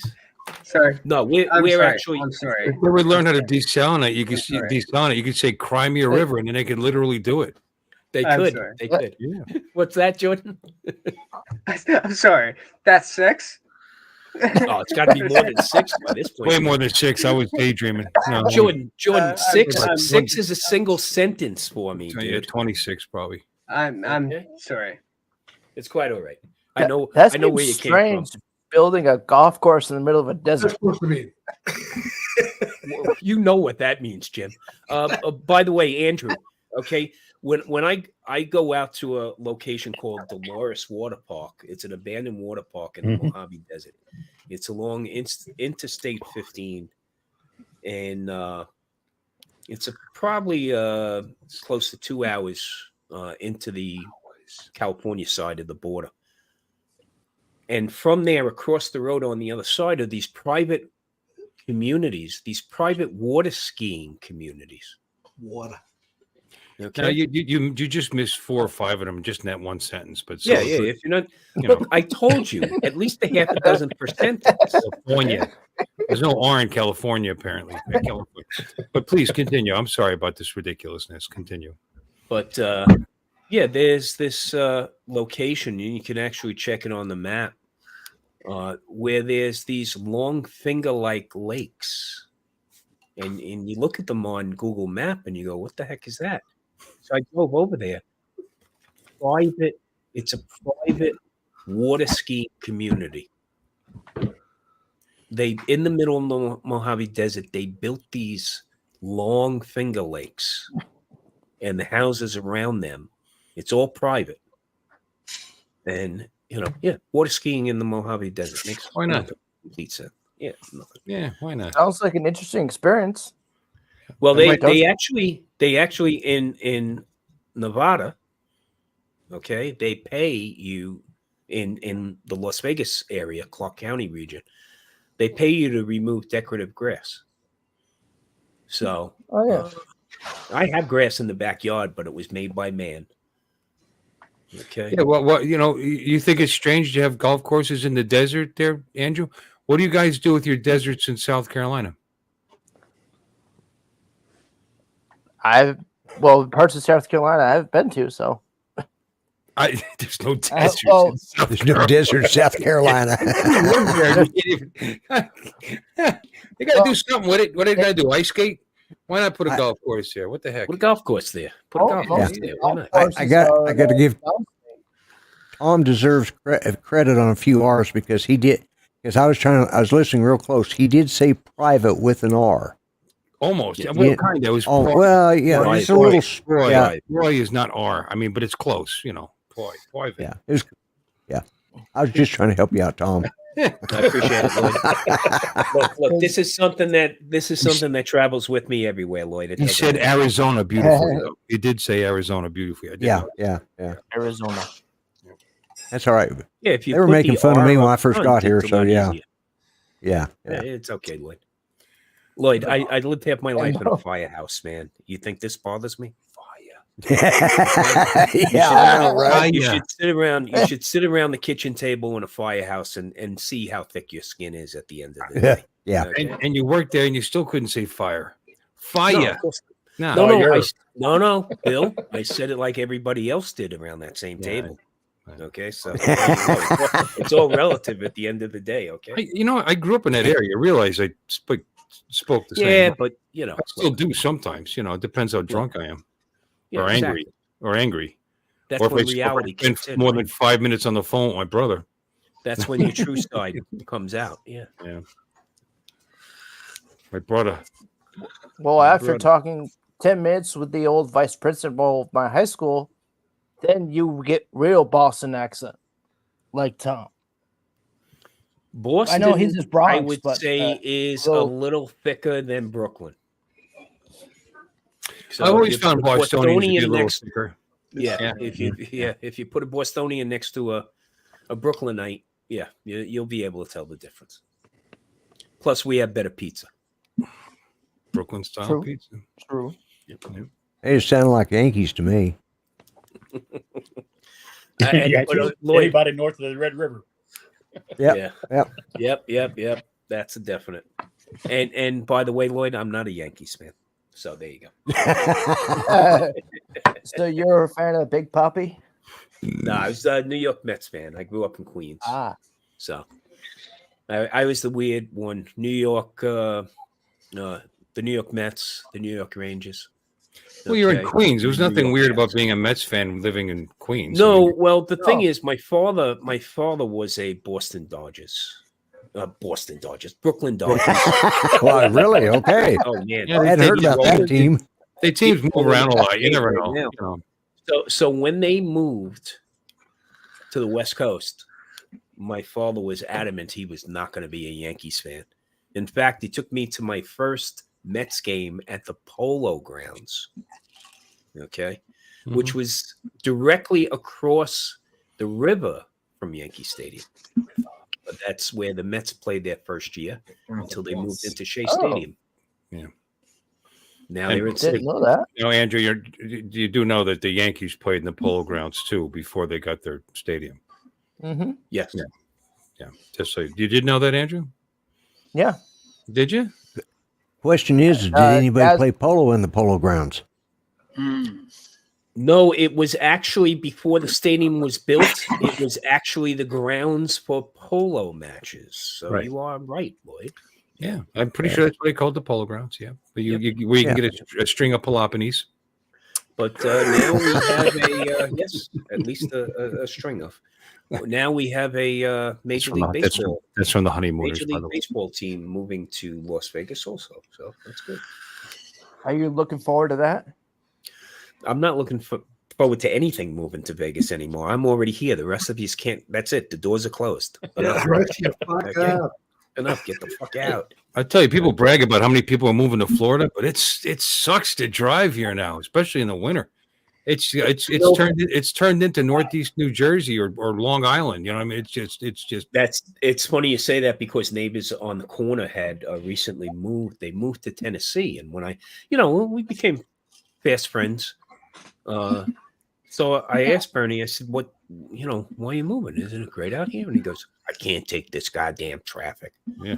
Meanwhile, I'm praising the traffic out here because I can actually get places. They talk about there's a loop of roads out here called the Spaghetti Bowl. It's where Interstate 15 and 95 and 215 and 515 all come together. And they complain, and on the news in the morning, they're like, the Spaghetti Bowl's really backed up. And I look at the video, and the traffic's moving at 35 miles an hour. Right. That's actually faster than the New York City speed limit. Yeah. Have you ever been on Route 80 in New Jersey during rush hour, around Patterson and the oranges and like that? I mean, it's a 16-lane highway there. You got 80 and 280 are the bane of northern New Jersey. You're sitting still and moving like 2 or 3 car lengths at a time. Well, what about the Garden State Parkway? Bill? Yeah, is that not the most boring road on the planet? The same tree runs alongside your car the whole fucking trip. It is. I've been there. Here's the problem with New York. It takes you 2.5 hours to get out of the New York metropolitan area before you can think about going anywhere. Okay? Now, my commute from home to headquarters was 6 miles. Okay? And I couldn't take the highway because I'd be going out of my way to get on the highway. So I would go local streets, zigzag from Queens into Brooklyn, neighborhoods through Brooklyn. It was probably quicker if I walked it, but again, you don't walk successfully through some of those neighborhoods. Right. Okay. Yeah. It took Well, me you could 1 hour run. and 20 minutes on average to go 6 miles. Okay. Yeah. Now, the city had a huge blizzard probably about 6-7 years ago. I'd say about 6 years ago. And the mayor decided he was going to put a curfew on the city except for emergency services at 10 p.m. As a boss at headquarters, I was going to get called in anyway. And so my boss asked me, hey, when do you want to come in and cover? I said, let me come in, for the 2300 hour tour, since they were closing everything at 10 p.m. I'd start my shift at 11. Well, I waited until they put the curfew in place, and I mean, it was coming down hard. We were getting several inches an hour. I made it to work in 20 minutes, 20 freaking minutes in a blizzard. Okay. No problem. Okay. But that's out here. I love it because I can actually enjoy driving. Although Vegas is the city of cones. So they're always doing something with the roads out here. Yeah. But what really galls me is the fact that it seems that people out here don't merge until they hit that first fucking cone. I swear to God. Always. Same here. Same Yep. here. Yeah. So it's funny. I pulled up next to a guy because he did this and he actually cut me off. That's the other thing. If they put their turn signal on, they actually want to occupy the same space you're currently in. Okay. So he actually hit the cone, didn't put his turn signal, moved into my lane, right? We get past this little road work, and I pull up next to him. And I look over at him. I roll down my window. He rolls down his, and I go, "Hey, fuck nuts! What's the problem, man? You hit a cone." He goes, "Where you from? Fucking Brooklyn? I'm from Staten Island." I said, "So I was right. You are fuck nut." Don's got a good point there. Yeah. Just a point that he didn't mind being called fuck nuts because that's like saying howdy, neighbor. Yeah, exactly. What's up, fuck nuts? Exactly. Yeah, it's a different lifestyle. Yeah. Yeah, it's getting like that here though. They're So nuts. That's why I'm like yeah. I'm a really pleasant driver. I let people in front of me. Yeah. I see it before they do. That guy's gonna have to move over. I can tell he doesn't know it yet, and I can see it, and I'm over here. So I just slow down, let them in, and they take advantage of me, and I don't care. I let them. It's when they do take advantage of me, I lose my shit a little bit. That's why because I get really angry, and so to counter that from happening, I let everybody, go ahead. Let's be. People wave. They're nice and this and that. So then I have a much nicer ride home. If I drove the way they were driving, I'd want to kill somebody. So may as well just let them in because it happened. My wife. And by the my way, I wife live is 7 miles from work, and it took me almost an hour to get home the other day. Now that's not normal, but there was an accident. So coming over the bridge, anybody was here for the meetup. We got the big bridge there by the hotel. That's where the traffic started, at the top of the bridge, and I could see. And US 1 is it's 8 lanes, 4 on each side at that point. So it's not like some skinny little road. And it was nothing but, it looked like a Christmas decoration as far as the eye could see, all the red lights, straight across as far as the eye could see. And we were literally 2 cars at a time. And it's all because it was being forced down into one lane a couple miles from, it was probably more like 3 or 4 miles away. That's how long I was on this. Stop.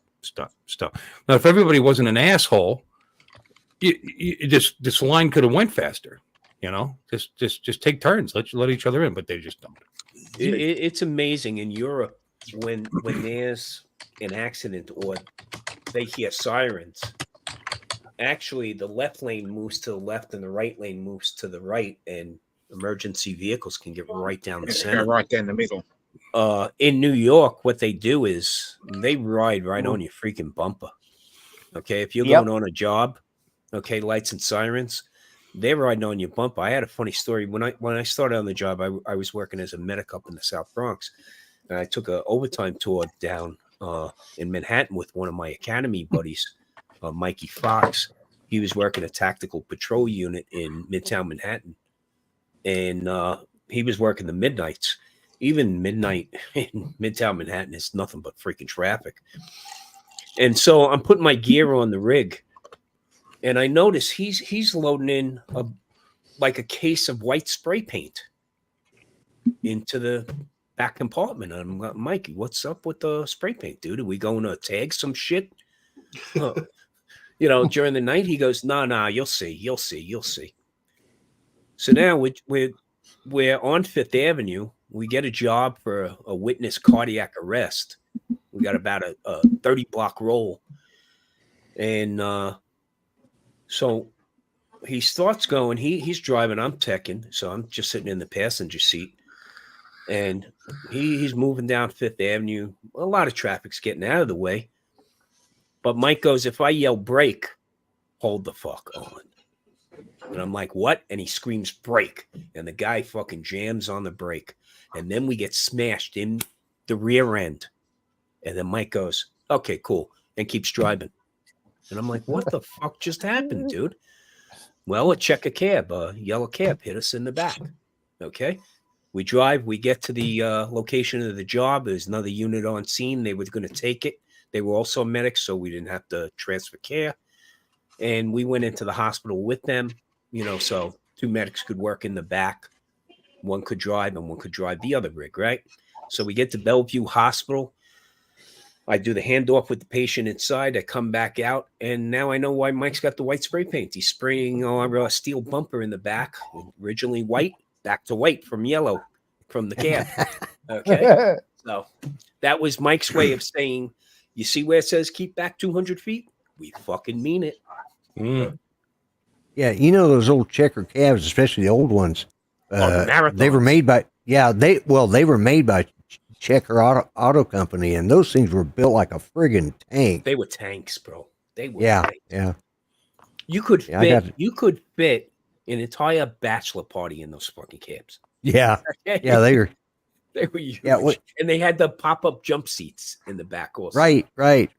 Yeah, they were but Checker made their own for a long time, made their own car, and they'd sell them off every so often. I knew somebody got one, and like, oh my god, that thing was just it was a tank. I mean, you could weighed 6,000 pounds, Lloyd. Yeah, I know.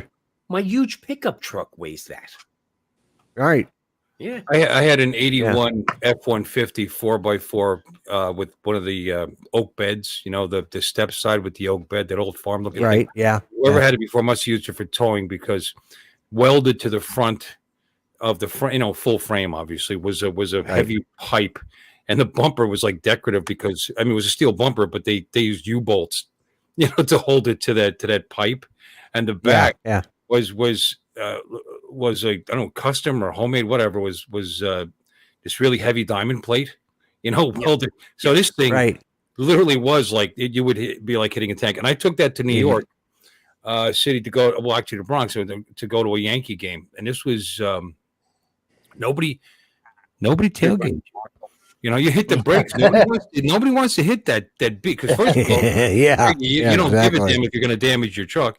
And they're not going to keep driving because the radiator is going to give out whatever. But I'll never forget that, though. That was the Yankees. It was like right at the end of the season. They were heading to the playoffs. They're playing the Rangers, and it was unbelievable. Coming off onto what was it? Cross Bronx? Major D. And there's a loop that comes around to and we were sitting there so long. I turned the truck off, and we just started sitting on the hood having some soda, just waiting for the traffic to keep moving. I'll tell you, Cross Bronx Expressway for me, I was working midnights up in the South Bronx when I first went on the job. And I'll tell you, the Cross Bronx Expressway was the scariest place to do a job. We would get an MVA, motor vehicle accident, down there.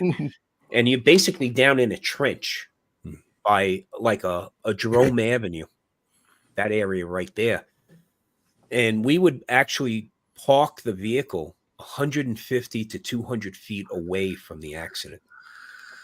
Because at night, the problem is we got our flashing lights on in the back, and they become landing lights for drunk drivers. Okay? That's what would happen. Driver. Ooh. They don't understand what they're looking at, I guess. Ooh, look at They get that. mesmerized. Yeah, they get Does mesmerized. that happen over there, Dominic? With drunk drivers? I haven't noticed.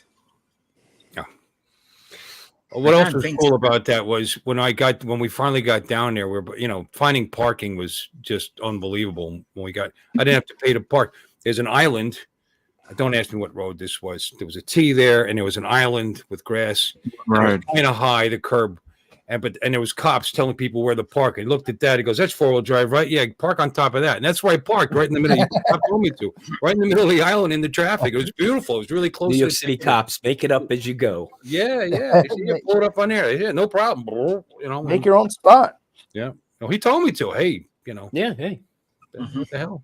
I wasn't Yeah, going. he was going off shift in 10 minutes. So when the next cop came by to give you a ticket, fuck. Yeah, that's what I was thinking. It wasn't a monster truck. It had over his head like 30-inch tires on it. They're big, so like, get on there. Okay. You got it, buddy. Hey, your buddy told me to some park car here. tried to do the same thing behind me and he regretted it. Did you make it? I could pull you off. Yeah, Mark, I agree. Anybody who's ridden a motorcycle usually tends to be a little more aware of their surroundings. Not that you have much of a choice on a motorcycle, right? Right. I mean, you have to be You notice it more when you're in a cage, even when you go back to driving a car. Yes, absolutely. I feel that definitely. I'm always, when I see the thing is, I'm always checking mirrors. Okay, I'm always doing my, it's just habits and training. Habit, yeah. Okay, and you'll never see me pull into a parking spot. I do not pull into parking spots. I back into parking spots. I'll tell you what I never do. I never tailgate. Quick escape. I don't. If I'm in a hurry, it's not that person's fault that I'm going to I'm going to endanger their life because I'm in a hurry to go somewhere. That's just not right. So when people tailgate me, because I don't drive slow. Don't get me wrong. I don't drive like a mental case. I stay probably, if it's 35, it's 44. You know what I mean? It's unless everybody else is doing 52, then I might be doing that. But I don't go crazy, but I'm not a slow driver. Get off my ass. And what really pisses you off is when it's all filled up in front of you and there's nowhere to go. What are you up my butt? Yeah, where you going? Where you going? Exactly. And the same car that does that and then cuts over real fast and it cuts in front of you and this and that.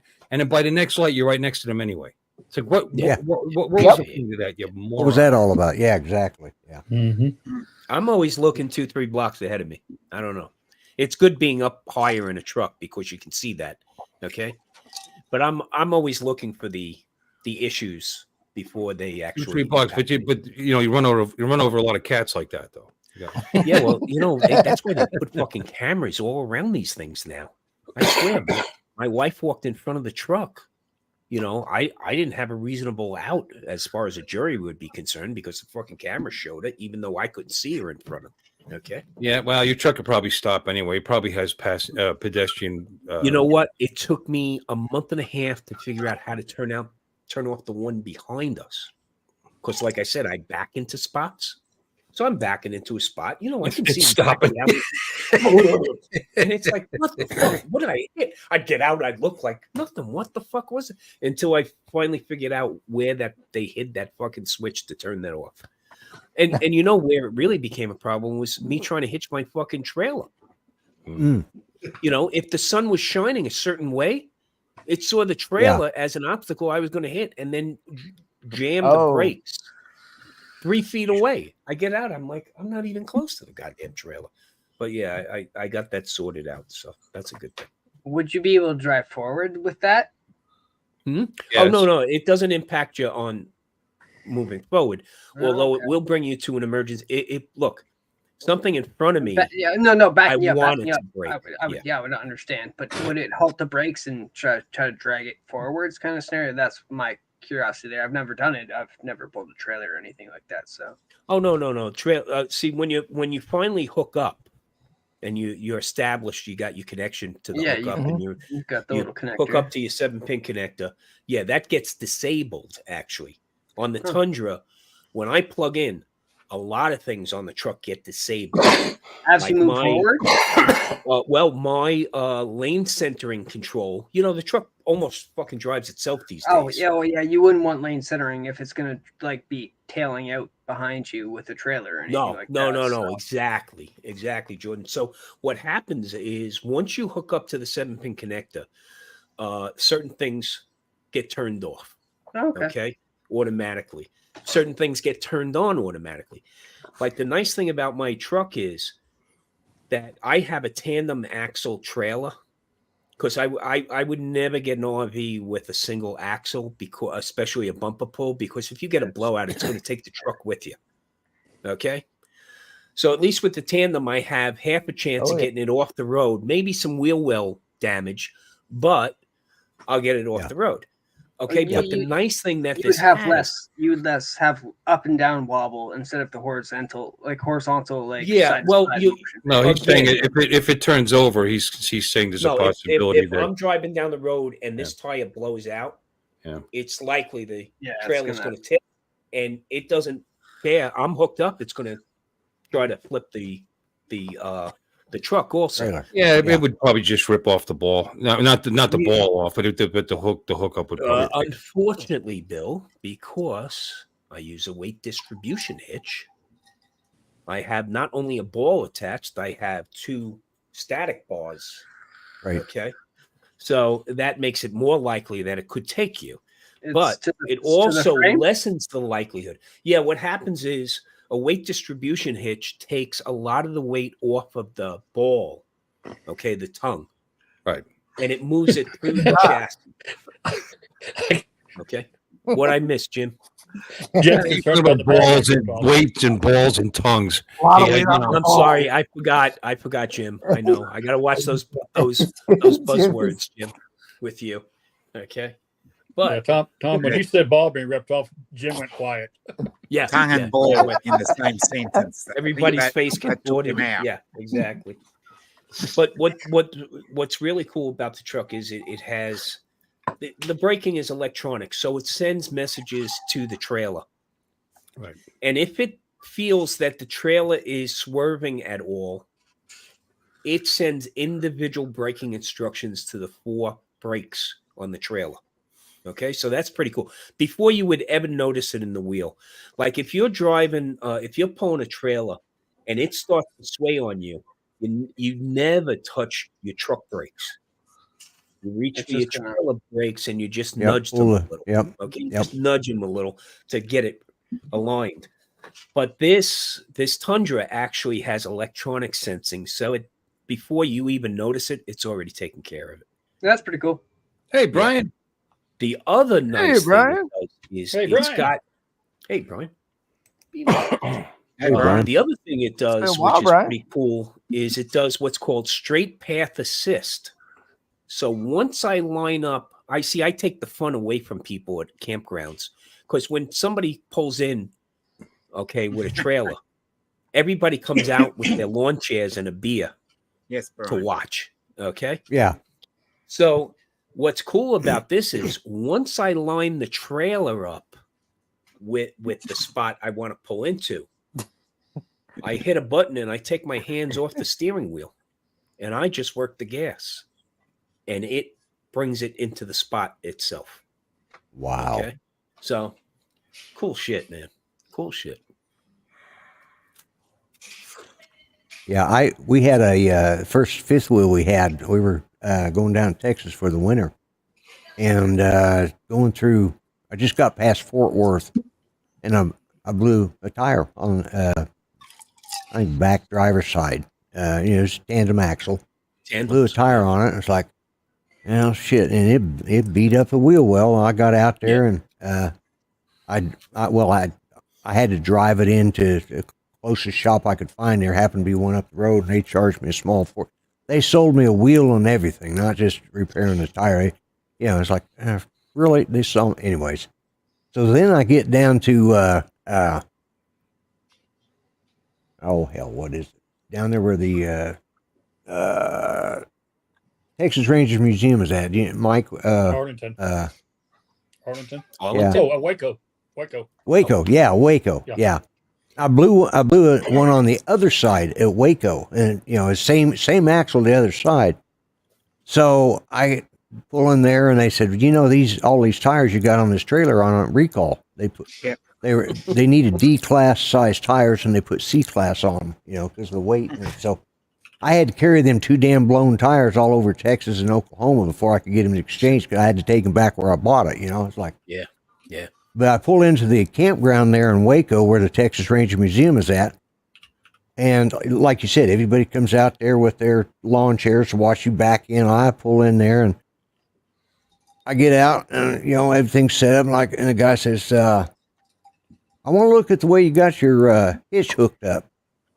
Okay. And this is my first fifth wheel. So he says, you blew 2 tires, yeah? I said, I think I know why. He says, was it going up and down a lot? I said, yeah, every time I hit the damn brakes, the front of the fifth wheel go up and down. Yeah. No, I drove from Muskogee, Oklahoma to Waco, Texas, and it has a safety thing on it when you hit. If you put the hitch down, that bar just snaps across. Right. I didn't have the hitch all the way down. It was just riding against that bar, and it was just riding up and down the hole. It was never locked. I drove it 600 miles. Never locked into the saddle? No, it never locked in at all. I mean, it was just riding, right? That pin was just riding up and down. And he says, I think we need to rehook that. And I said, no shit. And I had 2 blown tires and drove 600 miles like that. How in the hell I kept losing that trailer, I don't know. What? If the pin's still just going up and down, it's just the pin is just riding in the saddle. It's not even locked in the saddle. The only thing holding it was the little bar that snaps across. Yeah. And it's about that big around, and it's like, holy shit. So after that, I started learning how to do it. The locking pin was the only thing holding it in. The locking pin is the only thing holding it. Yeah. Wow. Well, that's it. There's so many people now and I'm not talking about people because they've been displaced or homeless. I mean, that's a whole other ordeal. But there's a whole new society out there that's living full time in RVs because of remote work. Oh yeah. We used to go down to Harlingen, Texas in the wintertime, and they've got this one campground we stayed at. Hell, it wasn't a campground; it was a damn city. I mean, they had a like a town hall where a rec center. You go up there and learn anything from. That's where I learned to do stained glass windows and stuff. I went up there and took. It was all free. You just paid for your supplies. And there were 2,000 RVs in this place. Wow.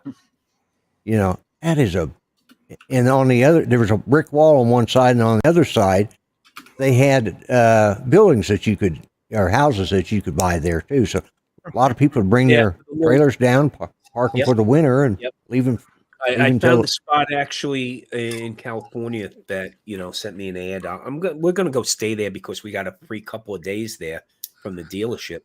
But they do the park models. So they have RVs set up that are just what they call park models. Right. They get delivered to a location. They stay there. These are seasonal campgrounds. Like my daughter in upstate New York, they live in in Dutchess County. But they go across the Hudson to Columbia County, and they spend half a year at their campgrounds.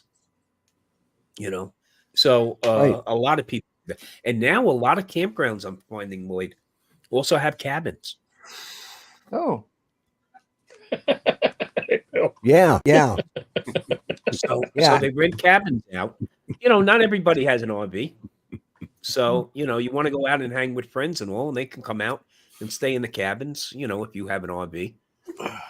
We went to a meetup last year in Tucson, and there were 3,000 RVs there. It was, one of the rallies, one of the Family Motor Coach Association rallies. So that was a lot of fun. You meet some great people out on the road. Really. You do, yeah. Yeah, we loved it when we traveled like that. Yeah. I mean, they all, like you said, they all sit around and watch you try to back or pull into spot. But they'll also, as soon as you get it stopped, then they all come running over to help you set up, you know. And the problem is when they come over to start to chat you up while you break things down to get back on the road. yeah, Because man, if you get out of sequence, okay, yep, that's the worst. You realize you're driving down the road and your awning's still open. Yeah, that never works out well. yeah, I know. Yeah. The longer the trailer, though, I think it's a little easy. The easier it is to back in. I got a short boat trailer. Absolutely. You make one little mistake, and you jacked. You jacked it this way. I have an 8-foot utility trailer, and you got to be just right, or you're looking like a fool. You know exactly. I used to have my son come over and back the trailer in because I just couldn't do it. You know, that's when I had a pool trailer. It was a 28-foot pool trailer, and finally, one of my friends whose dad wintered like that out in Vegas and down to Corpus Christi for the winter, he had been a long haul truck driver. He said, "You know how to learn how to do that, right?" And I said, "Well, yeah, I'd like somebody to teach me." He says, "Just grab the bottom of the steering wheel and turn the damn thing the way you want it to go, and that'll back you right in." The biggest tip of all time, Lloyd, is that when you're backing up, you only grab the bottom of the wheel. And then if you want to go this way, don't go that way. Yep. Yeah. Your hands are up there. That's exactly what you're going to do. So right. That's the biggest. Yeah, I learned how to back. That was a best lesson I ever learned. I wish somebody had told me that about 6 years before. Yeah. The other tip is be very explicit with your wife on how you want her to give you guidance. Okay. So I was teaching my wife, okay, the only thing I really need you to help me with is when I'm getting close to the hitch, I just want you to go like this. And then once I see your hands come together, I know I'm there. So she's got her little black gloves on, her little black pullover on, and her hands right here. And I'm like, I'm going out the window. Contrast. Contrast. Okay. Not only that, I'd say, okay, which way? She'd go, no, you got to move over. Which way? To the left. To the left. And I look at her in the mirror. She's facing the other way. I said, no, sweetheart. Okay. From now on, there's only two sides. There's driver's side and passenger side. Passenger side, yeah. Okay? That's all. We don't yell at each other anymore. In fact, it was funny. My friend down the block, he became that's a nice rig, you think? Oh, nice. That's a nice rig. Wow.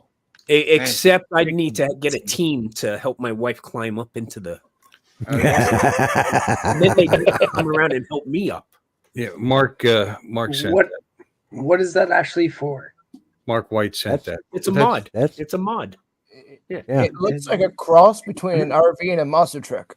No, exactly. A wall crawler family van. 6-wheel drive. Well, where do you park that? Wherever you fucking want to. Yeah, exactly. Tires bigger than I am. Once, because after you park it, you'll never be able to get it out of that spot.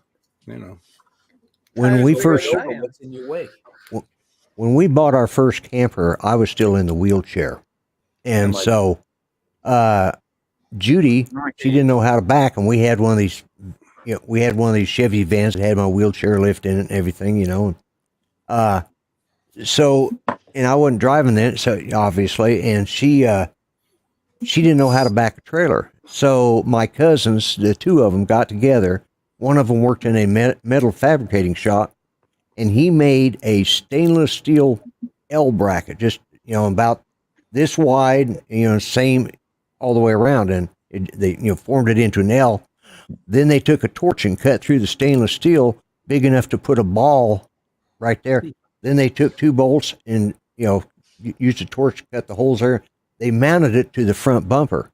And the funniest thing was she'd stop right in the middle of the road, jump out, unhook the trailer, drive up the road, just leave it sitting there, turn around, come back, pull back up, drop the ball right on that front hit, and then just drive it right into where she wanted it. People are like, what the hell? I've never seen nothing like that. Yeah, exactly. Yeah. That's pretty cool. Wow. Yeah. I think the coolest thing I saw recently was a guy had what's called a Super C. So what a Super C is almost like what you saw there, except the front chassis is like a Freightliner. Okay? So it's one continuous vehicle, box on the back, your home on the back.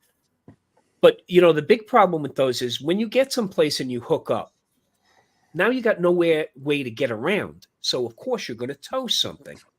And that's where people have the biggest problem because they got this huge RV and then they have it towed. They're trailering something, right? So you got a couple of choices there. You got, put the braking system in and then you're restricted to which vehicles you can get. Like Jeeps are pretty good because you can throw those into four-wheel drive, into neutral, and then pop them back into park and be able to drag them down the road. Some vehicles you can't tow unless you put on a dolly. But this guy had the ultimate solution. He had the back of his rig modified with a tow truck pickup. So he'd hit a button on the back and this arm would come out and then under the wheels pick it up. And so he was only dragging 2 tires behind them. 2 tires, yeah. And his rig was already 42 feet long without towing something. Wow. And this guy had an F-350 he was bringing around town with him. He was a salesman. He went to all the RV shows, so it made complete sense. But that was some investment. Yeah, that was some investment. That sounds like it would have to be rear-wheel drive or all-wheel drive. Front-wheel drive cars wouldn't work like that because you'd just be dragging the back tires anyways. Yeah, exactly. You got to be very specific about, people blowing out their transmissions all the time, towing stuff, Jordan. He had to have a commercial license to drive that thing. Negative. Over 20, depends on the state, but over 20. Depends on your home state, Bill. Yeah, I did a lot of research on this. Okay. Yeah. No, I mean, I had my Class A, but you had over 26 feet in Pennsylvania. You had to have a commercial license. It was a B, and then over a certain weight, you had to have it. No CDL requirement on RVs based on home state of residence. I thought it had to do with some kind of classification of how many people it can hold. So like that's a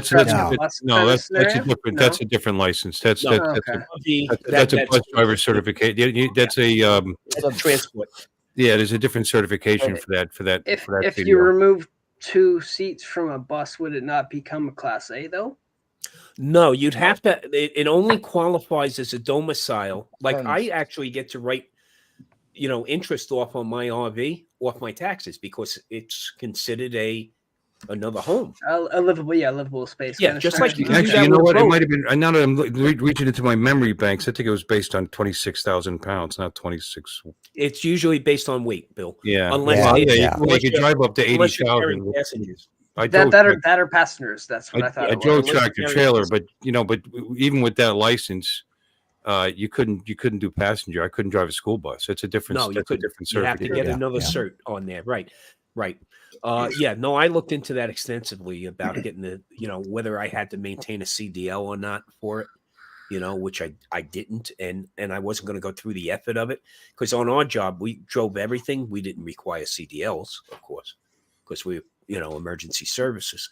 So I've driven some rather large vehicles. I've even driven a tiller, meaning being the guy in the back like Kramer on Seinfeld. Okay, driving the tiller. Tim Jackson's here. I gotta go. Oh no! All you have to do. I'm going to close it down soon anyway because I have to get up probably about 4.5 hours. So this is going to be a short one tonight, guys. Only 2 hours. Yeah. So we wanted to start doing a waving thing, Jim. Is that what you're doing? Tom, thank you for coming in. Everybody, thank you for coming in. Tom, Lloyd, it's always a pleasure. Mike, thank you so much. George, being here. Tom, pleasure meeting you, Tom. And all the ships at sea. You guys are the best. I wasn't ready for you. Hold on, let's do it. And here we go. Now it's time to say goodbye to Bill and all the tribe. Thank you all for coming, and we hope you will subscribe. You're all invited back next week to watch another show. We're all too drunk and tired, so we're gonna have to go. Y'all come back now. You hear? This has been a Bill Ways presentation.